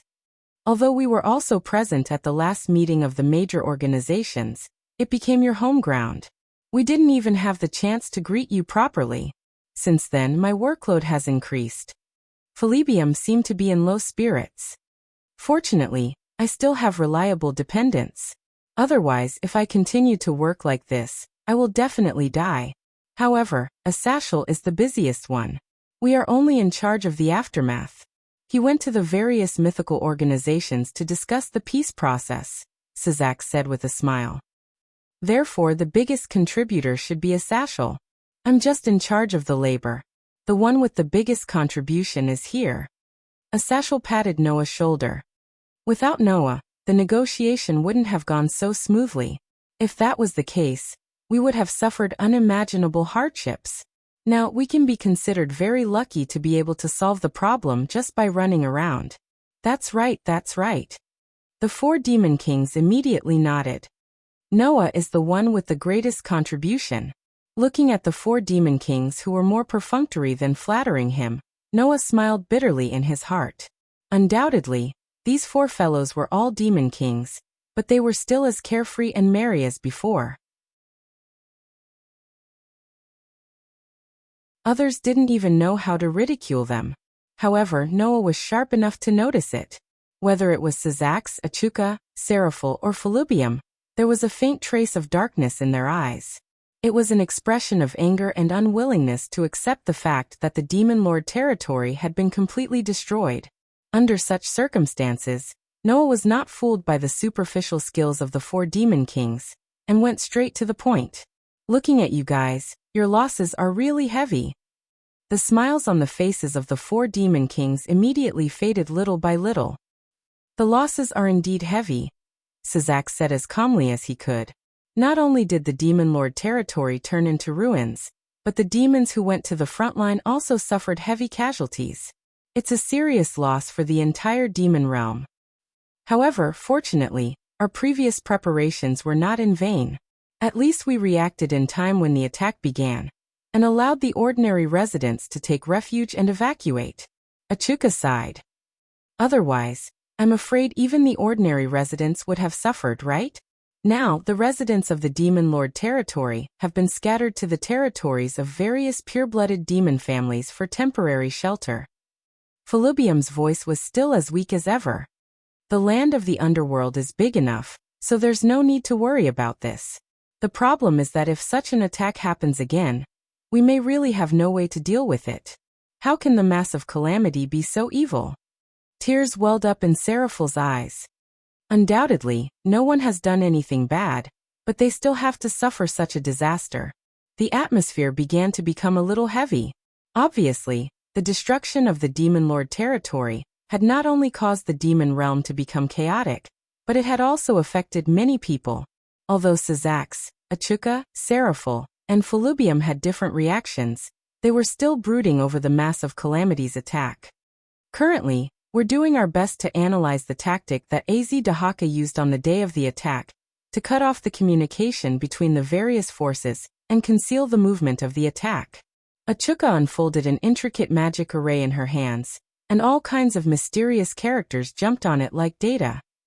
I believe that it won't be long before this tactic is completely analyzed, and this kind of thing won't be allowed to happen a second time. However, Az Dahaka is the legendary evil dragon who has mastered thousands of types of magic. No one can be sure that he doesn't have a second similar tactic. Felubium continued Achuka's words. So, while Achuka is responsible for the technical analysis, we're also building a new communication tactic. Once it's successful, even if Az Dahaka uses a similar tactic, it won't work. Felubium's words made Azathiel breathe a sigh of relief. Felubium always looked like she was afraid of trouble and was weak, but this Demon Lord was an expert in military matters. The Demon Lord's contribution in successfully repelling the massive calamity was probably the greatest. The 4 Demon Lords all had their own areas of expertise. Achuka was technical. Seraphil was diplomatic. Felubium was military. Sizak's, on the other hand, was in charge of all miscellaneous matters other than technology, diplomacy, and military affairs. Therefore, in the past, when discussing important matters, Noah would talk to Sizak's face-to-face instead of the other demon kings. Since Felubium said so, there should be no problem with this new communication method. After all, being able to maintain communication would give them the most advantageous situation on the battlefield. As a military expert, Felubium knew this best and would definitely be able to make perfect preparations. So who are the attackers? Noah looked at the 4 demon lords. The heavens and the underworld were attacked at the same time. This proves that the massive calamity has split into 2, right? The 4 demon lords immediately looked at each other. The ones who attacked the underworld were the evil dragon army led by Az-Dahaka, Glendale, and Nidhogg. Syzax answered Noah's question. The ones who attacked the heavens were the evil dragon army led by Apophis and Radon. The evil dragon army? Azathiel's expression was somewhat unpleasant. That bastard Lylin. Did he abuse the power of the Holy Grail and transform a large number of evil dragons? And forget about those evil dragon minions, the 3-headed evil dragon, the violent evil dragon, and the gluttonous evil dragon can continue to revive even if they are defeated. Seraphil said angrily. Especially that gluttonous evil dragon. It said something about my soft skin and tender flesh must be delicious. It kept drooling and trying to get close to me, but I can't kill it. It's so infuriating. Didn't I also get targeted by that violent evil dragon? Felubium said with a sigh. As soon as it heard that I was a demon lord, that evil dragon called Glendale kept rushing towards me. Even when it was attacked by my kin, it still rushed towards me as if nothing had happened. It's really unflattering. What about Az-Dahaka? Noah asked the question he was most concerned about. Who's dealing with Az-Dahaka? Both Syzax and Achuka looked over at the same time. It can't be? Azathiel was shocked. The 2 of you are attacking together? Syzax and Achuka were surpassers who could be ranked among the top 10 in the world. If one were to look at the dragon's level, they would be at least 2 heavenly dragon levels. Syzax and Achuka actually attacked together to deal with Az-Dahaka? We didn't use our full strength. Achuka shook her head. But we can also feel that Az-Dahaka didn't use his full strength either. I heard that the clone Kuvok, who is as famous as Az-Dahaka, seems to have reached the heavenly dragon level, right? Syzax's expression became serious. Perhaps that new Moondark dragon isn't the only evil dragon that has reached the heavenly dragon level. Azathiel held his breath. As for Noah, his eyes flickered, and he fell into deep thought. Az-Dahaka. Not only did it block the movements of the heavenly realm and the underworld, it even forced Syzax and Achuka to attack. Even if the 3 parties didn't use their full strength, it was already shocking enough. Although it couldn't be compared to absolute evil in the box court, this mystic dragon wasn't someone to be trifled with either. No matter what, you've all worked very hard, Noah said suddenly. We'll talk about the rest at the meeting. Syzax, Achuka, Seraphil, and Felubium all nodded heavily. All right, the meeting should begin. Azathiel clapped his hands, as if he wanted to wave away the heavy atmosphere. Let's go. This time, Noah nodded and walked to the meeting place with Syzax, Achuka, Seraphil, Felubium, and Azathiel. You're tuning in to the Limay Sword of Destiny YouTube channel. We're so grateful for your support, and don't forget to subscribe to join us on this incredible journey through captivating stories. Your generosity through donations truly makes a world of difference, as it's the primary source of revenue that allows me to expand and enhance this channel for you. Thank you from the bottom of my heart for being a part of this adventure.